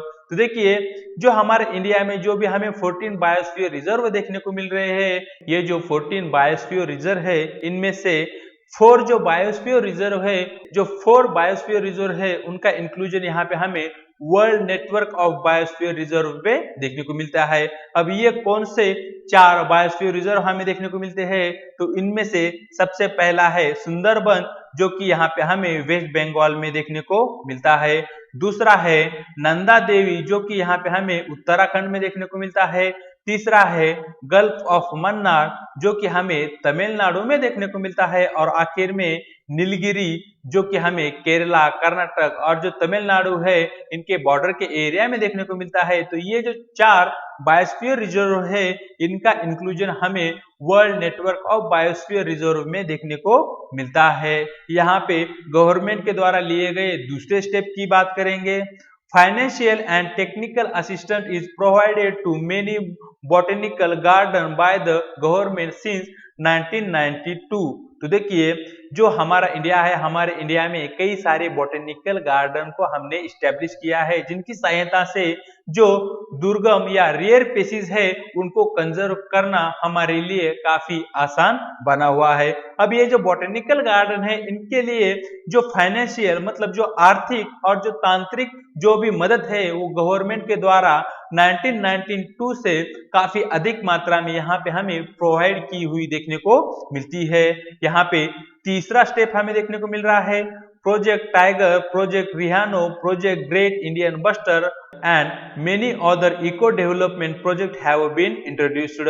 तो गवर्नमेंट ने क्या किया है, प्रोजेक्ट टाइगर, प्रोजेक्ट रिहानो और प्रोजेक्ट ग्रेट इंडियन बस्टर, इनकी सहायता से tiger, रिहानो और जो इंडियन बस्टर है उनको प्रोटेक्ट करने के लिए ये एक स्पेशल प्रोग्राम चालू किया है जिसे हम प्रोजेक्ट के नाम से जानते हैं। और इसके लिए जो गवर्नमेंट जो भी लागत खर्च आता है उसको उठाती है और उसको इम्प्लीमेंट करने के लिए जो कोई भी मनुष्य बल की हमें आवश्यकता होती है उसको भी प्रोवाइड किया हुआ यहाँ पे गवर्नमेंट के द्वारा हमें देखने को मिलता है। उसके अलावा कई सारे यहाँ पे इको डेवलपमेंटल जो प्रोजेक्ट है वो भी यहाँ पे गवर्नमेंट ने इंट्रोड्यूस या शुरू किए हुए हमें देखने को मिलती है। यहाँ पर चौथे नंबर पे देखने को मिल रहा है 89 national parks, 490 wildlife sanctuary and zoological garden are set up to take the care of the natural heritage। तो देखिए जो हमारा इंडिया है उसका जो भी नेचुरल हेरिटेज है, जो हमारा नैसर्गिक जो भी वारसा हमें देखने को मिलता है उसको प्रोटेक्ट करने के लिए हमारे यहाँ गवर्नमेंट ने 89 नेशनल पार्क्स को इस्टेब्लिश किया है। उसके अलावा 490 वाइल्ड लाइफ सेंचुरी उनका भी यहाँ पे हमें स्थापना या उनका भी इस्टेब्लिशमेंट देखने को मिलता है। उसी समय कई सारे जूलॉजिकल गार्डन्स भी यहाँ पे हमने इंडिया में इस्टेब्लिश किए हैं, जो कि जो भी हमारा नेचुरल वेजिटेशन है या जो भी हमारा नेचुरल हेरिटेज है उसको प्रोटेक्ट करने का काम करते हैं। तो देखिए यहाँ पर हमने बात की थी कि हमारे इंडिया में हमें 14 मतलब 14 बायोस्फीयर रिजर्व देखने को मिलते हैं। अब ये जो 14 बायोस्फीयर रिजर्व है उसकी यहाँ पे लिस्ट दी गई है, इनको जरा आप देख लीजिए। तो सबसे पहले यहाँ पे हमें सुंदरबन देखने को मिल रहा है जो कि यहाँ पे हमें इस एरिया में देखने को मिलता है। उसके बाद आता है गल्फ ऑफ मन्नार जो कि यहाँ पे हमें इस एरिया में देखने को मिल रहा है। तीसरे नंबर पे आता है नीलगिरी जो कि यहाँ पे हमें इस एरिया में देखने को मिलता है। और चौथे नंबर पे आने वाला है नंदा देवी जो कि यहाँ पे हमें कहीं पे इस एरिया में देखने को मिलेगा। तो ये जो 4 सबसे पहले जो भी बायोस्फीयर रिजर्व हमें देखने को मिल रहे हैं उनका इंक्लूजन यहाँ पे हमें जो world network of bio reserve है वहां पे हमें इनका इंक्लूजन या उनका समावेश होता हुआ देखने को मिलता है। उसके बाद जो बचे हुए 10 है उनमें यहाँ पे हमें नररेगा देखने को मिलता है, ग्रेट निकोबार देखने को मिलता है, मानस देखने को मिलता है, सिमलीपाल देखने को मिलता है, दिहांग दिबांग का एरिया देखने को मिलता है, डिब्रू शकोना देखने को मिलता है, अगस्ती मालाई देखने को मिलता है, कंचनजुंगा या पंचमारी देखने को मिलता है। उसी समय अचन कामा और जो अमरकंठ है वो भी यहाँ पे हमें देखने को मिलता है। तो देखिए यहाँ पे ये जो मैप दिया गया है इस मैप के आधार से जो हमारा इंडिया है, हमारे इंडिया में कौन कौन से वाइल्ड लाइफ रिजर्व हमें देखने को मिलते हैं, उसकी एक टोटल लिस्ट यहाँ पे दी गई है, उसको आप देख सकते हैं। यहाँ पे देखिए जो ये ट्रायंगल है उससे जो नेशनल पार्क है उसको दर्शाया गया है, जो स्टार हमें देखने को मिल रहा है उससे यहाँ पे हम जो बर्ड सेंचुरी है उसको लोकेट कर सकते हैं, और जो वाइल्ड लाइफ सेंचुरी है उसको यहाँ पे हम जो रेड कलर का जो डॉट हमें देखने को मिल रहा है उससे यहाँ पे हम जो वाइल्ड लाइफ सेंचुरी है उसको लोकेट कर सकते हैं। तो इस मैप पे एक नजर डालिए और उसको समझने की कोशिश कीजिए। चलते हैं आगे। तो आगे यहाँ पर बात करेंगे माइग्रेटरी बर्ड की। Some of the wetlands of India are popular with the migratory birds during the winter. Birds such as Siberian crane come in a large number. One such a place favorable with the birds is the run of the Kutch at the place where the desert merges with the sea. Flamingo with their brilliant pink plumage come in the thousands to the build nest mound from the salt and raises their young ones. It is one among many extraordinary sights in the country. Is it not a rich natural heritage of our country? तो देखिए जो migratory bird होते हैं उनको सबसे पहले यहाँ पर समझने की कोशिश करेंगे। तो फॉर एग्जाम्पल यहाँ पे हमने दो प्लेसेस लिए हैं, प्लेसेस ए और प्लेसेस बी। तो देखिए यहाँ पे एक पर्टिकुलर सीजन में क्या होता है, इस एरिया में जो भी बर्ड्स हमें देखने को मिलते हैं वो क्या करते हैं, उस पर्टिकुलर सीजन में जो ये दूसरा एरिया है उस एरिया में ट्रैवल करते हैं। इस एरिया में अब वो आएंगे और यहाँ पे क्या करेंगे, वो नेस्टिंग करेंगे और यहाँ पे जो न्यू या जो यंग बर्ड्स है उनको यहाँ पे जन्म देने का काम करेंगे। जैसे ही यहाँ पे ये जो पूरा का पूरा प्रोसेस पूरा हो जाता है तो ये यहाँ से फिर से रिटर्न ट्रैवल करेंगे और जो उनका मूल स्थान है उस मूल स्थान पे वो फिर से आ जाएंगे। तो इस प्रकार की जो मूवमेंट हमारे यहाँ हमारे विश्व में बर्ड की हमें देखने को मिलती है तो उसी को कहा जाता है माइग्रेटरी बर्ड। और इसी प्रकार की नेस्टिंग या इसी प्रकार की मूवमेंट हमें हमारे इंडिया के ओर से भी देखने को मिलती है, और इंडिया के ऊपर से भी कई सारे विश्व के जो बर्ड्स है वो भी यहाँ पे हमें ट्रैवल करते हुए देखने को मिलते हैं, जिनमें खासकर यहाँ पे हमें साइबेरियन क्रेन देखने को मिल रहा है और जो फ्लेमिंगो है वो भी यहाँ पे हमें देखने को मिलता है। तो यहाँ पे साइबेरियन क्रेन और जो फ्लेमिंगो है, these are the important migratory bird species. तो यहाँ पे आपको एक ही फैक्ट ध्यान में रखना है कि जो माइग्रेटरी बर्ड होते हैं वो क्या करते हैं, one area to another area travelling करते हैं, और उसी समय वो क्या करते हैं, वो जो ट्रैवलिंग का जो भी पर्टिकुलर समय या जो भी फिक्स रूट है उसी एरिया से वो ट्रैवल या उसी एरिया से वो प्रवास करते हुए हमें देखने को मिलते हैं। चलते हैं आगे। तो आगे यहाँ पे हमने जो एक्सरसाइज दी गई है, मतलब अगर आप इसको पढ़ते हो, अगर यहाँ पे जो कोई भी क्वेश्चन हमें जो हमारे एनसीईआरटी की बुक है वहां से हमने लिए हैं उनको आप सॉल्व करते हो तो आप समझ पाओगे ये जो पर्टिकुलर टॉपिक है उसे आप कितना समझ पाए हैं। तो आपको क्या करना है, यहाँ पे जो भी क्वेश्चन है उसको सॉल्व करना है। यहाँ पे देखिए दूसरे भी कुछ क्वेश्चन दिए गए हैं उन्हें भी सॉल्व कीजिए। तो आज के लिए देखिए यहाँ पे इतना ही। यहाँ पर हमने जो हमारे 9th क्लास की एनसीईआरटी ज्योग्राफी की बुक है उसके 5th चैप्टर को इन डिटेल में पढ़ा है। तो आज के लिए बस इतना ही, मिलते हैं एक नए वीडियो में एक नए चैप्टर के साथ।